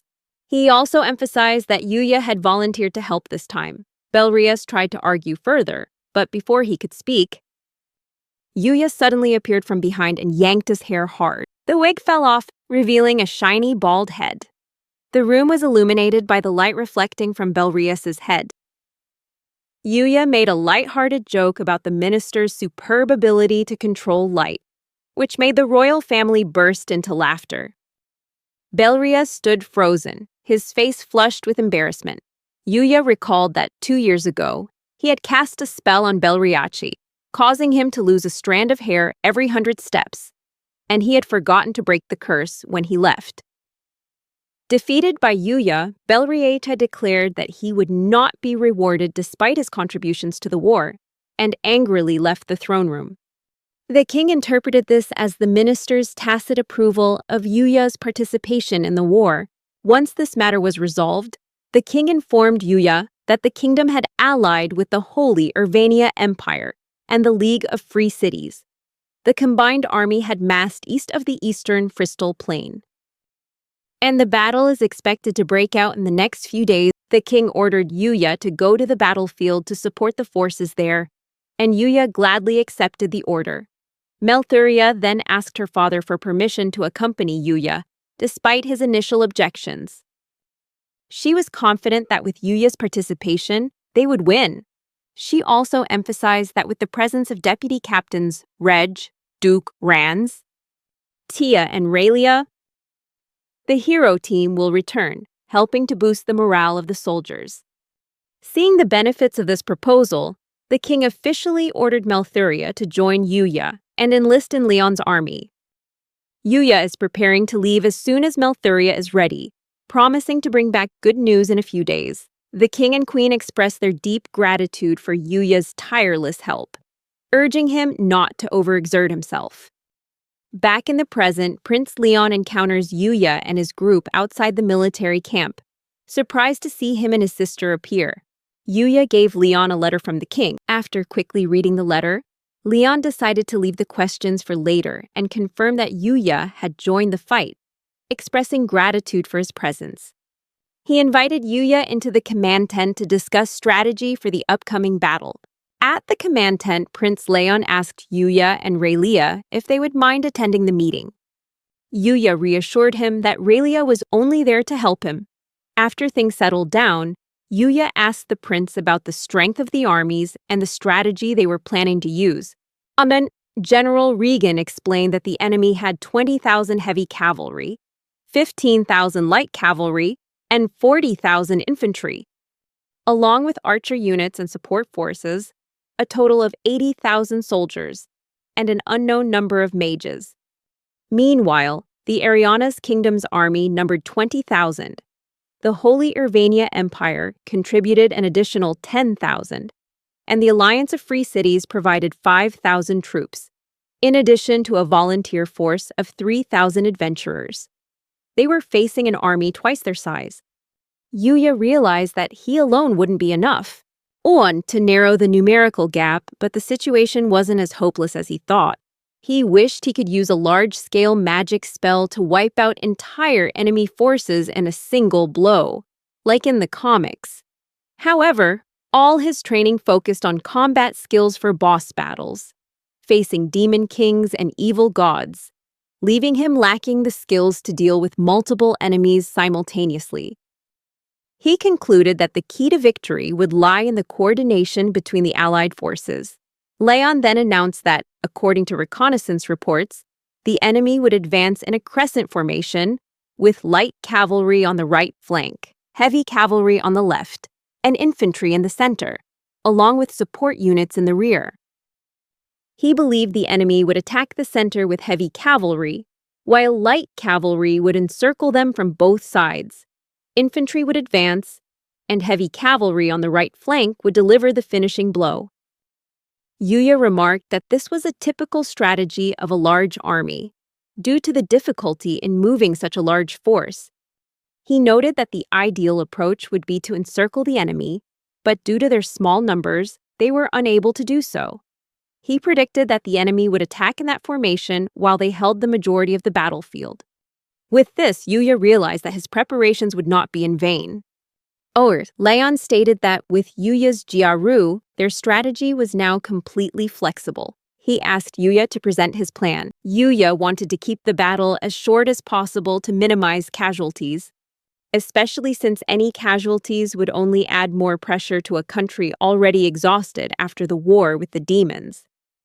Duke Ranz looked worriedly at Yuya and asked if he intended to repeat the tactics he had used at Garda Fortress.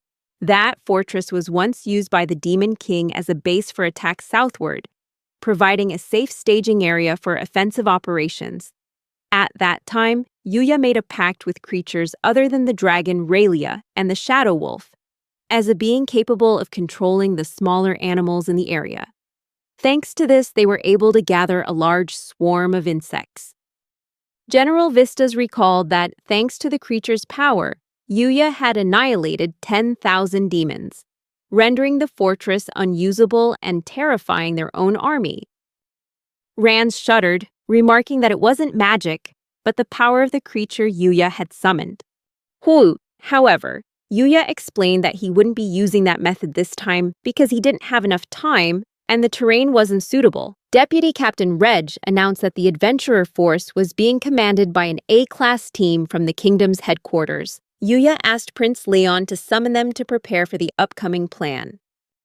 After a period of discussion and presentation, Yuya pledged to minimize military casualties while simultaneously dismantling the imperial army. However, he also noted that the group of adventurers would bear the heaviest burden of the plan. Reg was concerned about the manpower requirements. General Regan suggested sending mages to assist the adventurers group, so that the Earth mages and builders could complete their preparations before the battle began. General Regan remarked that the outcome of the battle would depend on whether this strategy succeeded, and suggested that no prior testing was necessary, because he remains optimistic about the outcome. Yuya thanked everyone for their support, explaining that Mel would help him and the group of adventurers.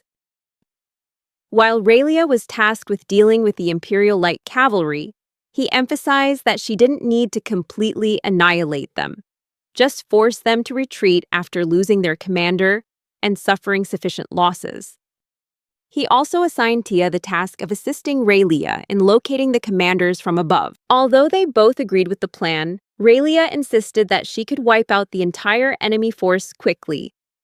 However, Yuya explained that this was a war between the kingdom and the empire, and the appearance of a dragon amidst a conflict between humans would cause problems later on. Prince Leon also agreed, emphasizing that even if victory was achieved thanks to Raylia's strength, this doesn't prevent other countries from attacking them either.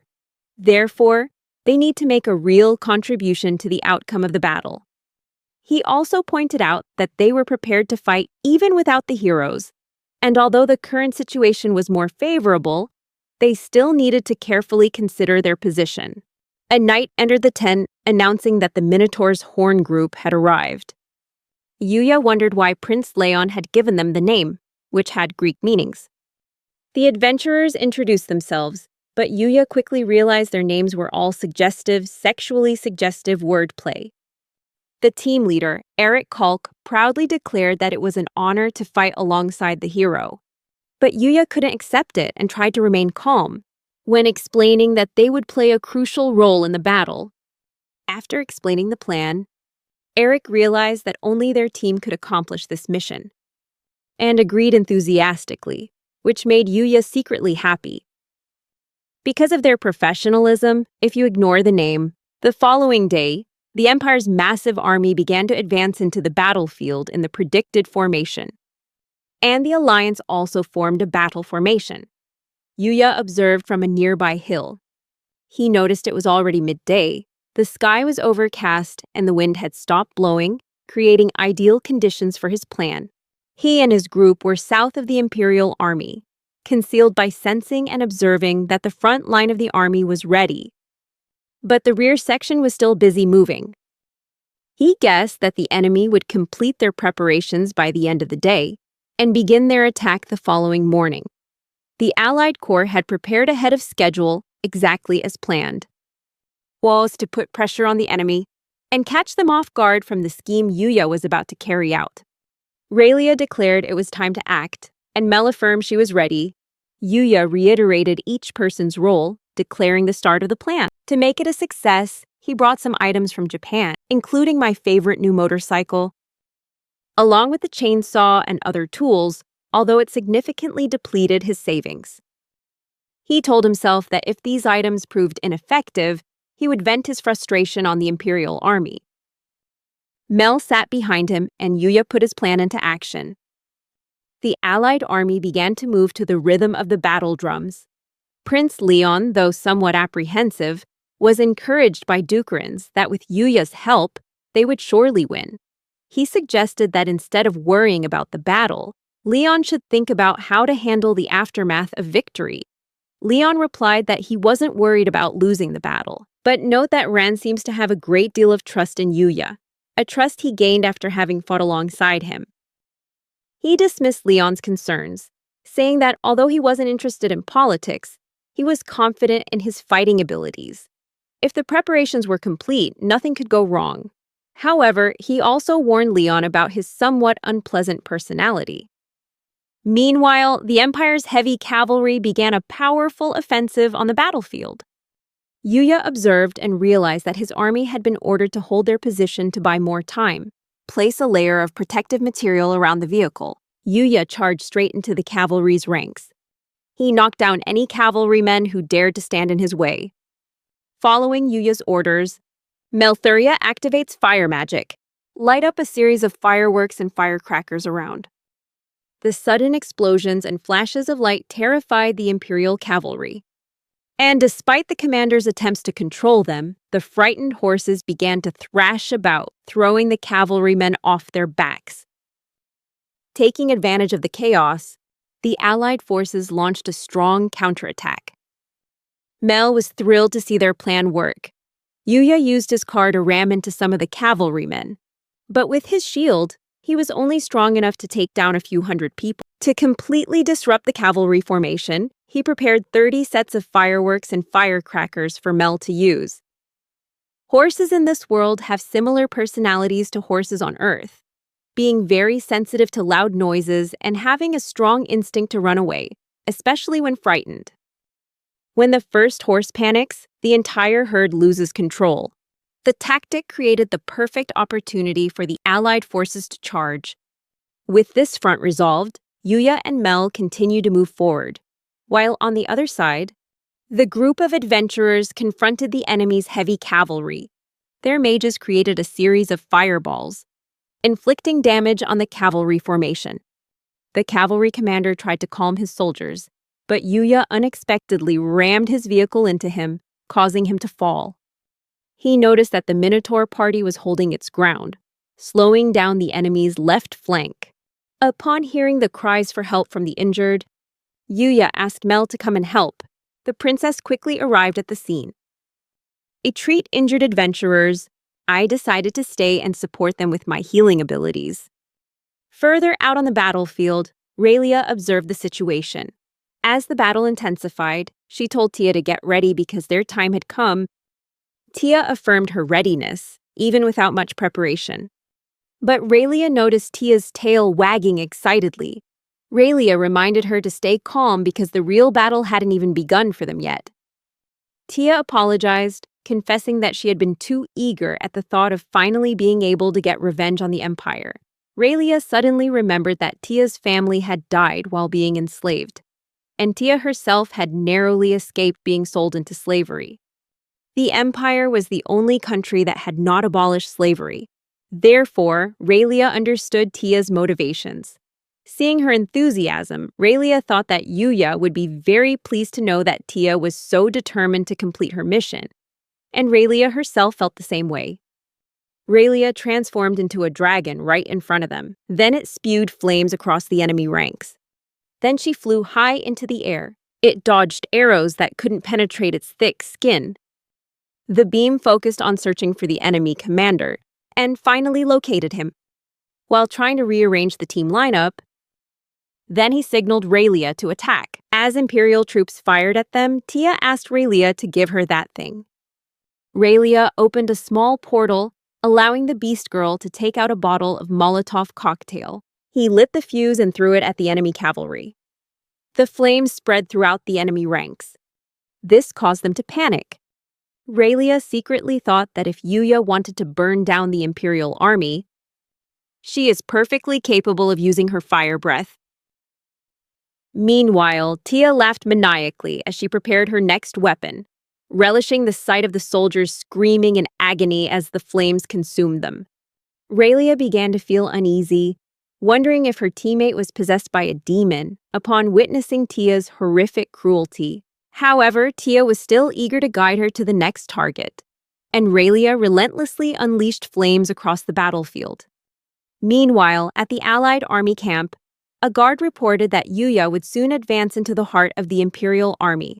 General Regan led the 1st and 2nd battalions in an attack, while Prince Leon observed from a distance.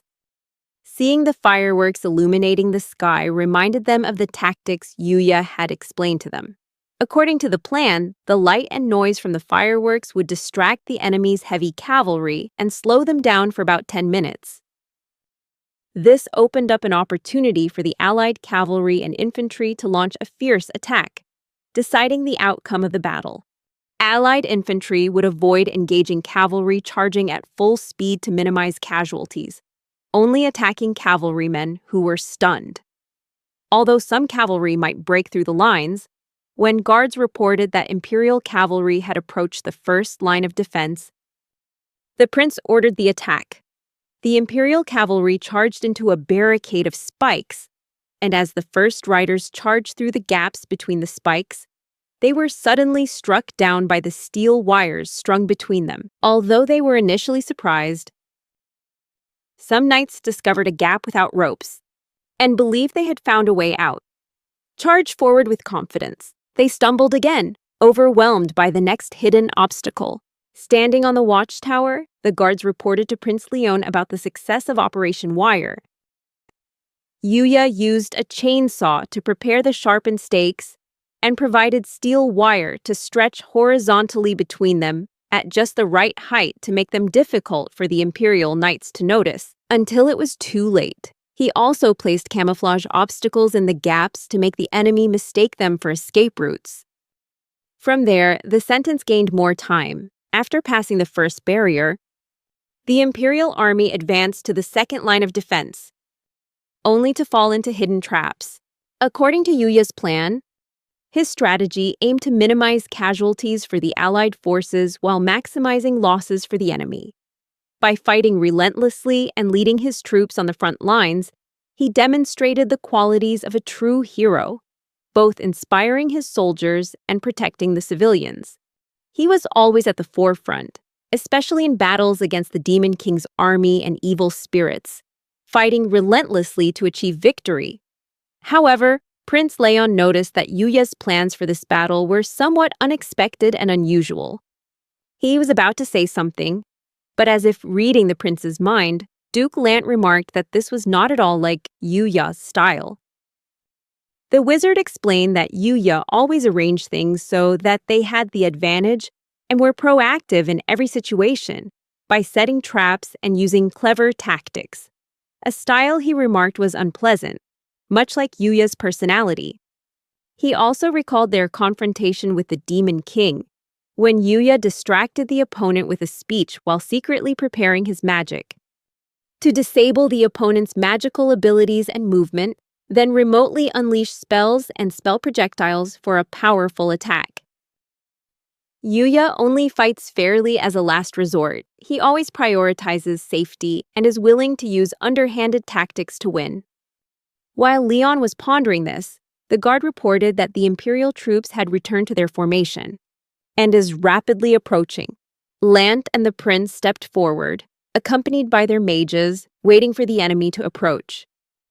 Meanwhile, Yuya finally approached the center of the Imperial army, realizing there were too many soldiers for him to break through using only barricades. Although the barrier protected him and his car from damage, he was losing momentum, his speed having dropped by half.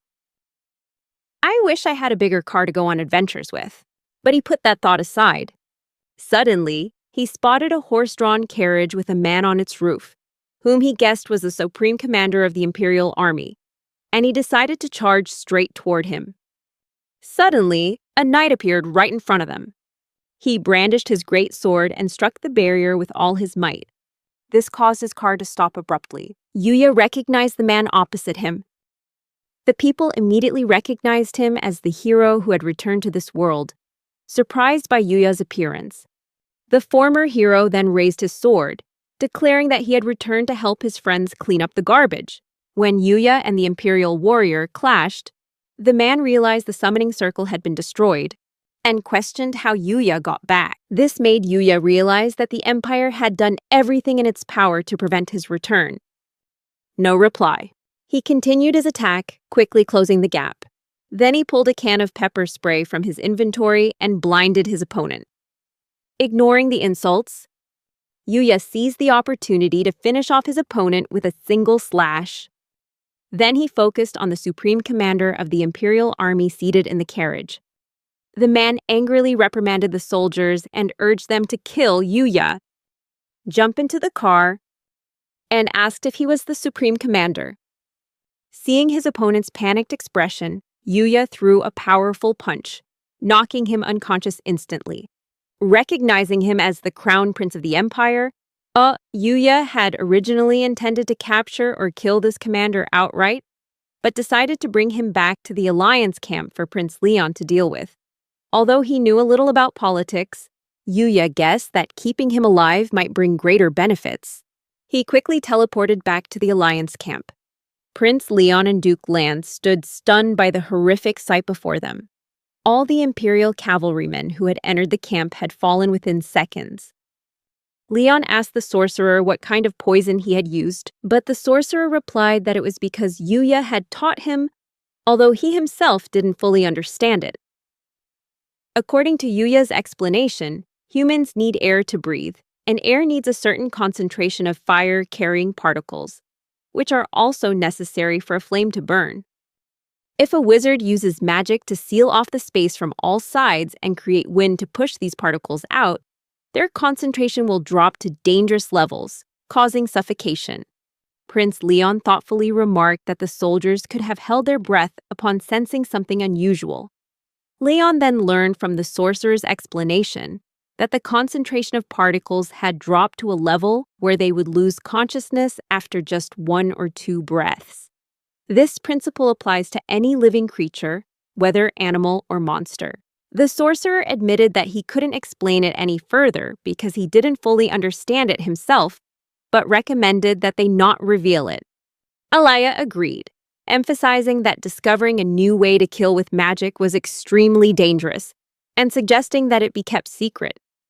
Yuya appeared, and without looking back, Prince Leon asked if he had succeeded, looking at the pile of soldiers' bodies. Yuya insisted that he had won. At that moment, everyone heard the retreat signal echoing from the Imperial army. Prince Leon coldly announced that they had won. As the battle drew to a close, Prince Leon immediately ordered his soldiers to prepare to care for the wounded. While the infantry captured stray Imperial troops, the cavalry patrolled the outer perimeter for security, and the engineering corps set up new encampments. Observe your surroundings as people rush to complete their tasks. As Yuya realized there was nothing left to do, and as the soldiers reinforced the outer perimeter, he considered assisting in the relief effort. However, he noticed the atmosphere seemed heavy while he was there. Although the Empire no longer seemed like an immediate threat, Yuya knew this was only a temporary lull, as they had not yet completely annihilated the enemy forces. Suddenly, he saw Raylia flying overhead. And when she landed with Tia, Yuya congratulated both of them for their contributions in the battle, asking if they were injured. Both Raylia and Tia confirmed that they were safe, because the Imperial army was no match for them. He noticed Tia looking at him intently, expecting a compliment, and he patted her head as a thank you, which made her extremely happy. Raylia confidently announced that everything was fine, then asked about the plans for the future. Yuya said they would discuss it when everyone returned and suggested they take a short break. Tia excitedly agreed, waiting nearby, her eyes sparkling with joy at the compliments. Watching them go, Yuya felt relieved to realize he was no longer alone. Meanwhile, at the Allied Forces headquarters, Prince Leon praised everyone for their tireless efforts, saying that it was thanks to their hard work that the Imperial Army understood that the alliance was not easily defeated. As a representative of the Kingdom of Arianas, he expressed his deep gratitude to everyone. General Regan later reported the casualty figures, stating that 1,253 had been killed and 895 seriously wounded. The losses were evenly distributed among the kingdom, territories, the Federation of City-States, and adventurers and volunteers, with the latter suffering the heaviest casualties. This didn't surprise Yuya, because when Mel joined in to treat them, many were drawn into the battle with no way out, facing heavy cavalry without giving up an inch of ground. Even knowing it was war, Yuya felt the weight of the immense loss resulting from the plan he himself had proposed, leaving him in a somber mood, and Raylia noticed his gloomy demeanor. General Reagan went on to report on the Empire's losses, estimating that 12,000 heavy cavalrymen had been killed and 3,000 captured. Meanwhile, 10,000 light cavalrymen were killed, mostly by Tia and Raylia on the left flank. He also listed infantry losses, including 15,000 deserting mercenaries, most of whom sought asylum. In total, he calculated that the Imperial Army had lost 31,000 killed and 5,000 captured, and including deserters, the Imperial force had been reduced from 80,000 to 30,000, with an unknown number of wounded. They still retained about 10,000 infantry troops stationed at Fristol. The coalition representatives were astonished by the heavy losses the Imperial Army had suffered after just one battle, with one of them calling it a complete victory and expressing excitement at this overwhelming win. Yuya was thanked for his strategy and efforts, and Raylia for her strength. However, neither Yuya nor Raylia seemed pleased by the praise. Duke Lance later stated that despite the victory, the price paid was significant, with them suffering heavy losses at Fristol, where the surviving Imperial soldiers were stationed. Deputy Captain Bruno Reg continued, explaining that although Fristol was located within the kingdom's territory, the city was currently occupied by the Empire. And unlike on the battlefield, the enemy was holding civilians hostage within the city, making fighting there completely different from the previous battle. While others continued their debate, Yuya realized that Lance and Reg had noticed his unhappiness, changing the subject of their discussion as they understood each other too well after fighting together for so long. With over 4,000 soldiers killed and wounded in the recent battle, any praise for Yuya only left him feeling empty. Although he has no regrets about his strategy, the profound loss still weighs heavily on his heart. The Imperial Army suffered far greater losses, but survived for 3 years. This world has taught Yuya that tolerance for enemies is dangerous. He cannot sympathize with the Empire and knows that he must focus on his next move. Prince Leon then declared that the war was not over, but that they would celebrate victory today. With abundant resources seized from the Empire, Leon assigned men to guard them, while the rest rested. He particularly praised the explorers and volunteers for completing their perilous mission, suffered greater losses than any other force in the army, and for contributing to keeping the Allied infantry fighting continuously.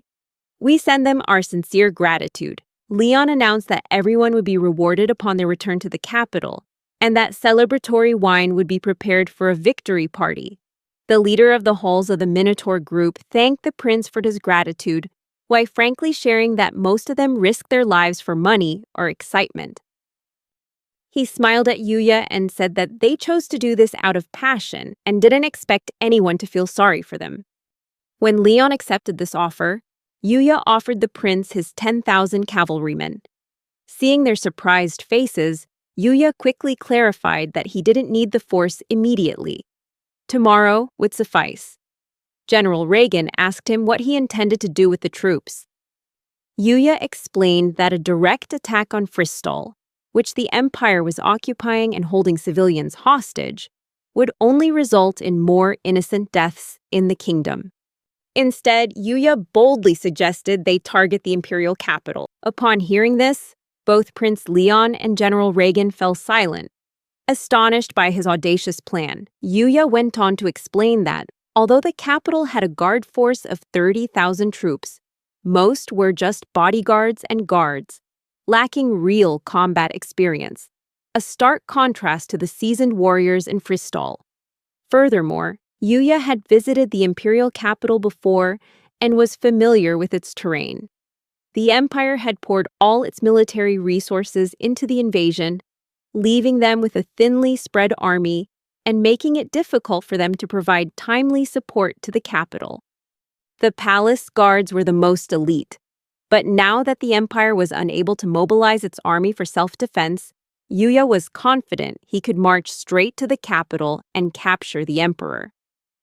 With his audacious plan, he declared that if the kingdom intended to attack the capital, this was the most opportune time. Thinking about this, Prince Leon acknowledged that this strategy might help them turn the tide and sought General Reagan's advice. General Reagan replied that if the horses were stripped of their armor and kept only in their saddles, they could reach the capital in about 10 days. Fortunately, they had enough horses after capturing thousands of imperial war horses from the battlefield. But they still needed more people to join the journey. Duke Lance spoke up, suggesting that some mages capable of using storage magic should participate. Each man could carry the equivalent of a wagon load of goods, and together they could supply enough provisions for a 10-day march. Leon agreed to this plan, declaring that the remaining mages would help hold Fristol. However, another officer pointed out that, even with that support, their forces were insufficient to hold out if the Empire were to send troops again. Yuya understood this was true because, although they had inflicted a heavy defeat on the Imperial army on the battlefield, the remaining 40,000 soldiers in Fristol still posed a significant threat. The entire Allied force of 20,000 soldiers was insignificant compared to them. Hearing this, Raylia volunteered to stay, confidently declaring that if the Imperial army dared to leave Fristol, she would transform into a dragon and strike terror into their hearts. Yuya was surprised by her offer, but General Reagan immediately concluded that with the dragon's assistance in protecting Fristol, they should set off for the Imperial capital as soon as they were ready.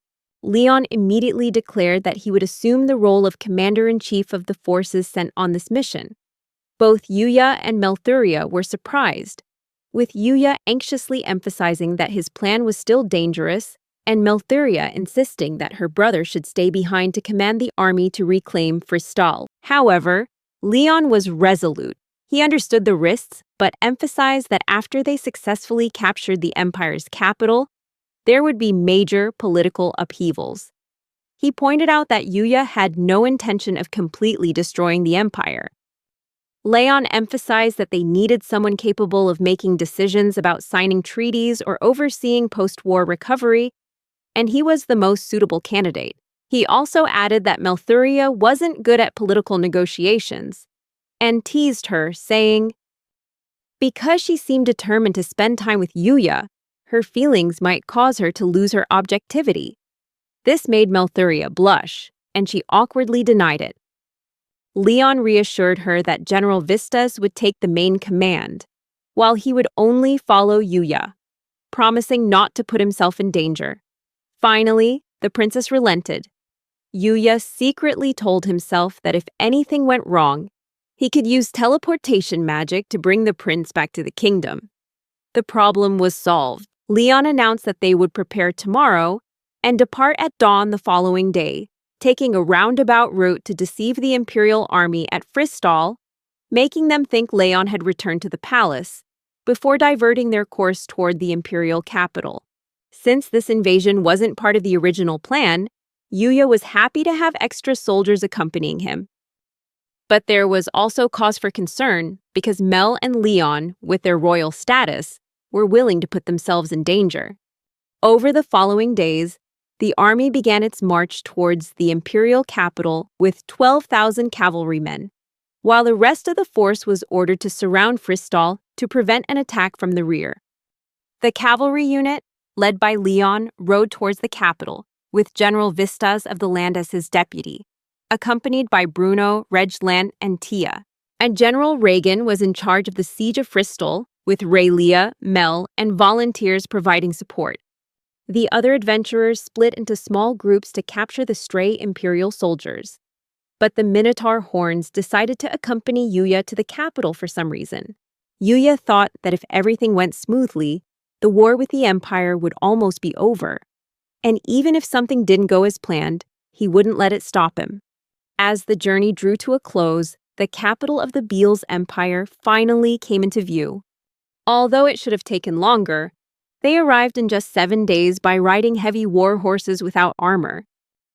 The team decided to proceed by charging straight through the main gate and using magic to break it down. Once inside, they galloped at full speed along the main road reserved for the nobility. Heading straight towards the royal palace, Yuya was worried about not encountering any patrols or soldiers along the way, and became suspicious when they saw the palace gates wide open. Fearing it might be a trap, he summoned Kaguru and sent him ahead to scout the traps and capture the emperor if he encountered no resistance. The biggest surprise was when Kaguru, the giant wolf, charged through the guards without anyone stopping him. Yuya decided to enter the palace. He was confident that he could handle whatever came his way. His confusion only increased when he arrived at the palace grounds and was greeted by a figure of aristocratic bearing, accompanied by an older man and several guards. When the whole group dismounted, Yuya and Prince Leon were greeted by this young man. He introduced himself as Leones Lushar, the third prince of the Bayless Empire. Yuya was surprised to meet the third prince of the empire, as he had never known of his existence before. He only knew about the emperor and the foolish crown prince he had captured on the battlefield, and he had heard rumors that the second prince seemed rather gloomy. Although I had heard vaguely about a third prince, but he never imagined things would turn out this way, it felt like he'd been ambushed when confronted by Leones. Breaking the tense silence, Leon introduced himself to the third prince, suggesting that with his warm welcome, the Leones understood the reason for their visit. Leon did not hesitate to ask the prince to bring their emperor to meet Otham. After a moment of silence, Leones replied solemnly that the emperor had died 3 days earlier. This news left both Leon and Yuya shocked and confused. Leon went on to ask whether the crown prince was the heir to the throne, and Leones acknowledged that under normal circumstances, that would be obvious. But now, the crown prince is facing accusations of unilaterally mobilizing imperial forces without the emperor's permission. If these accusations are proven true, the crown prince would be guilty of treason and would lose his right to succession. Dissatisfied with the explanation, Leon asked if this meant the surprise invasion of his kingdom had been launched by the crown prince without the empire's consent. Leones replied that this wasn't entirely true, while the throne didn't fully accept the current situation. The crown prince's actions still affected the empire's image, and therefore, the potential successor still had to bear responsibility. Prince Leon grew increasingly impatient and demanded clarification of the meaning. Leonis explained that while the crown prince was on trial, his brother, Bard, second in line to the throne, had also renounced his right to succession, as he was only interested in his studies. Leon asked if that meant the third prince was now emperor. When Leonis confirmed it, Leon continued to inquire about how they would end the current war. With a pensive expression, Emperor Leonis formally proposed surrender to the kingdom of Arianus, Ilvinia, and the eastern city-states. Both Leon and Yuya were surprised by this quick surrender, but Leonis explained that with the hero's return and the black dragon on Ariana's side, the empire was no longer interested in prolonging the war, as it only brought suffering and destruction to the people. Yuya realized that, in reality, the empire had no other choice, because they had mobilized their entire force for the invasion and lost half their troops. They now faced the enemy army approaching the city gates along with their hero. Although some concessions would certainly have to be made, but Yuya felt Leonis could have requested a peace treaty or ceasefire before surrendering. He thought the emperor's sudden death was no mere coincidence, whatever the cause. And with the crown prince out of favor and the second prince abdicating the throne, Yuya suspects that the third prince is secretly manipulating the situation. However, his motives remain a mystery. Leonis then invited them to rest comfortably before proceeding with negotiations on the terms of surrender, and offered to arrange accommodation for them right in the palace. Yuya and Leon exchanged glances. There was no reason to refuse the offer, but they also didn't dare let their guard down. After confirming that Kagero hadn't detected any signs of an ambush or trap, they agreed on the condition that they be allowed to bring 20 soldiers and keep their weapons. Something the emperor agreed to. A servant was assigned to attend to them while Leonis was away. Yuya whispered to General Vistas that everything was going too smoothly. I suspect the landlord's true intentions. Vistas and Leon both share this concern, with Leon reminding his teammates to always be vigilant. Once everyone was seated around the table, the emperor's assistant began negotiations, presenting the empire's formal surrender offer to the allies and inquiring about their conditions. Leon immediately demanded that the imperial army withdraw from Fristal at once and return all looted property, as well as compensate for the damage caused by the invasion. Furthermore, Leon demanded the abolition of slavery within the empire, the criminalization of the slave trade, and the enactment of laws to compensate enslaved people and assist their repatriation. He also declared that the Allied forces would remain stationed within the empire until the above demands were met, and the cost of maintaining these forces would be entirely covered by the empire's funds.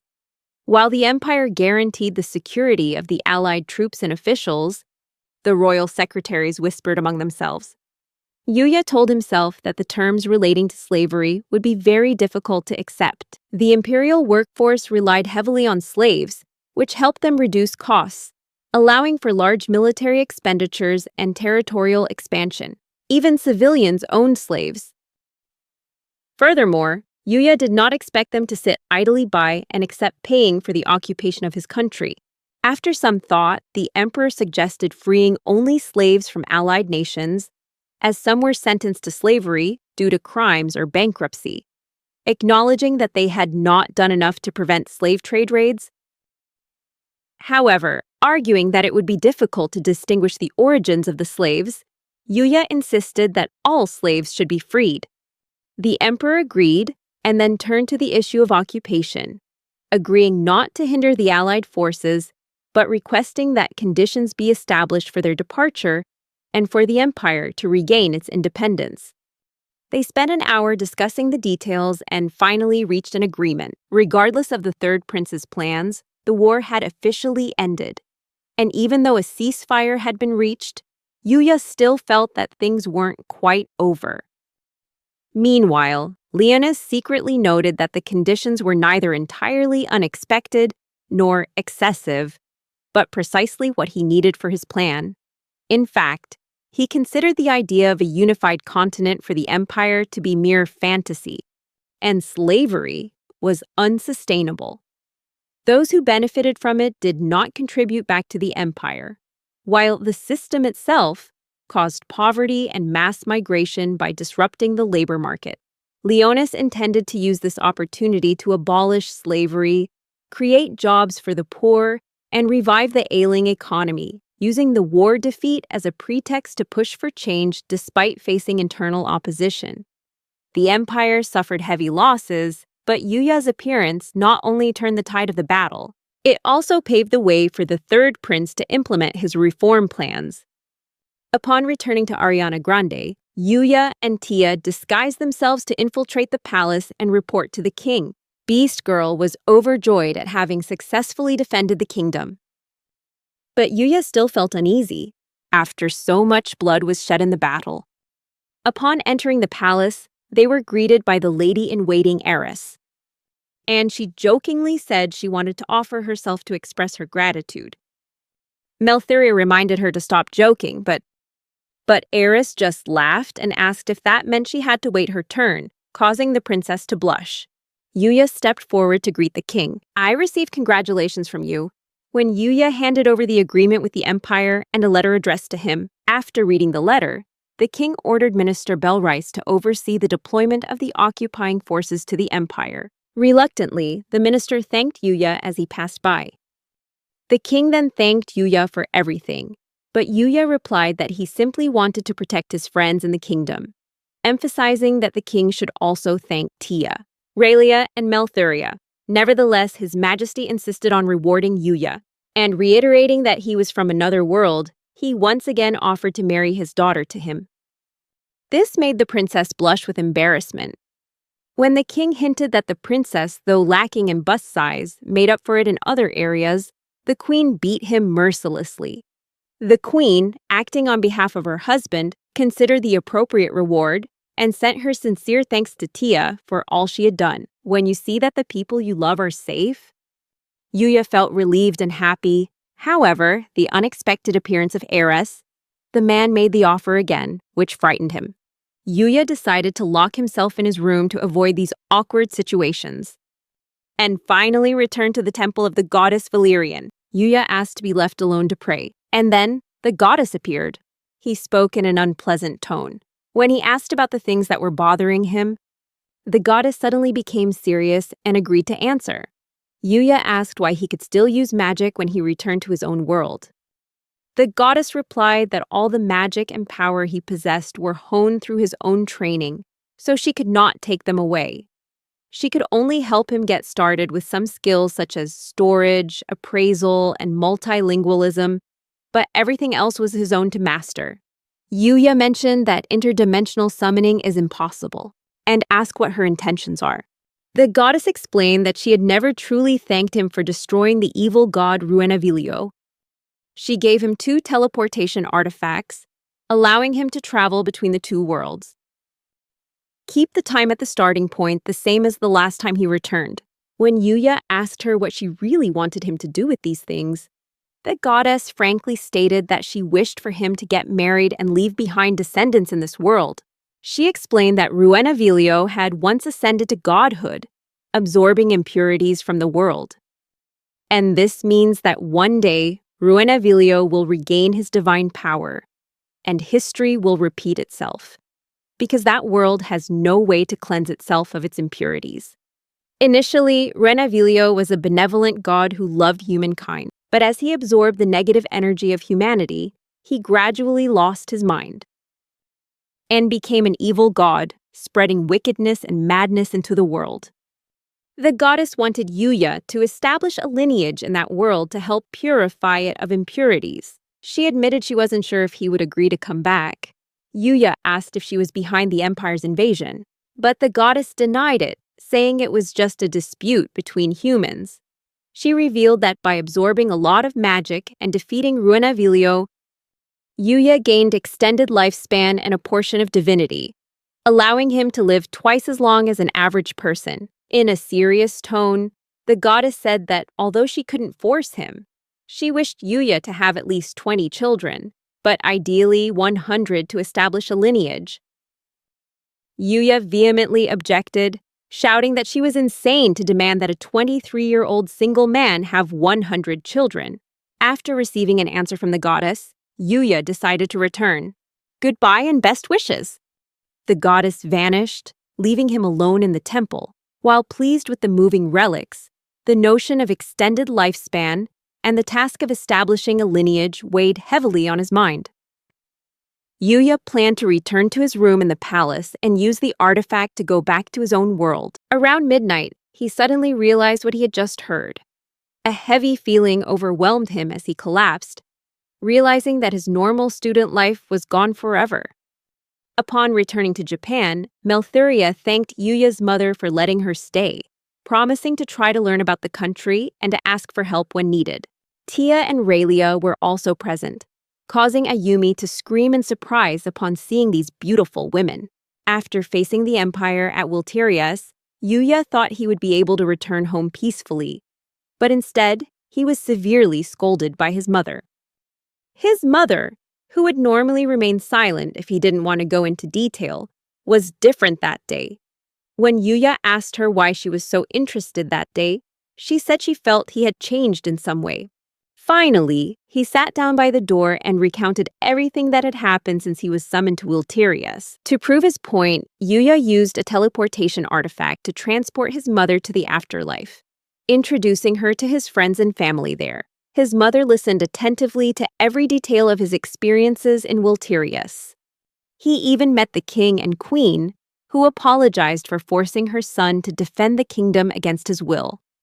Afterward, Yuya's mother listened to the whole story from beginning to end, without interjecting any comments. Raylia and Tia also took her to visit the capital and other important places in the kingdom, including the battlefield. They spent about 2 weeks there, and during that time, Yuya's mother became close to Raylia, Tia, Melthuria, the king, and the queen. She even befriended Minister Belrias, with whom she seemed to get along very well. Knowing what had happened, Yuya's mother finally felt at ease. However, the peace in Wilterias didn't last long, because after only a short time, Zanao reappeared. Yuya did everything he could to help the kingdom recover from the war. He thought he would return to Japan to live a normal life, but his mother happily announced that Raylia and Melthuria would be staying with them for a while. At that point, there was no other way, so he packed their belongings, still intrigued by these beautiful girls. Ayumi insisted on knowing why Raylia and Melthuria had come to live with them, and wondered why everyone was so beautiful. Yuya was just joking that it was all fate.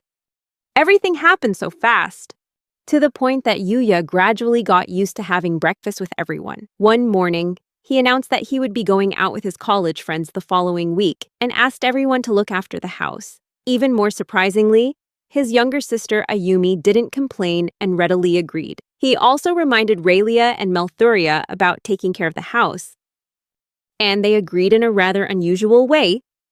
This surprised the young man. Ayumi whispered that Akane was just as excited, but Yuya didn't hear her, and he became even more confused when she wished him good luck, even though the exam was over. Before leaving the room, she gave a mysterious smile. Yuya stood up, preparing to go to university, with the girls watching him go. When he arrived at school, he saw a brand new, shiny, and incredibly beautiful motorcycle parked right outside. I wonder who its owner is. This 400 cubic centimeter bike is clearly far superior to his. He was instantly captivated and, feeling a little bored, decided to find more work to upgrade his car. Upon entering the classroom, where he intended to meet his classmates, Yuya was surprised to see Akane sitting there. When the meeting began, Akane occasionally came to the club room to hang out, but today's meeting was about the members' summer trip, and he didn't think she'd be there just for fun. Surprisingly, the club president introduced Akane as a new member. She revealed that she will be joining the group on the trip next week. As they went through the schedule, Yuya wondered what was happening and why she hadn't told him. She replied that he hadn't said anything to her about Raylia either, revealing that she knew Raylia was living with him and jokingly calling him a pervert. Yuya tried to explain, saying that it was his mother who decided Raylia should stay, and he knew absolutely nothing about it.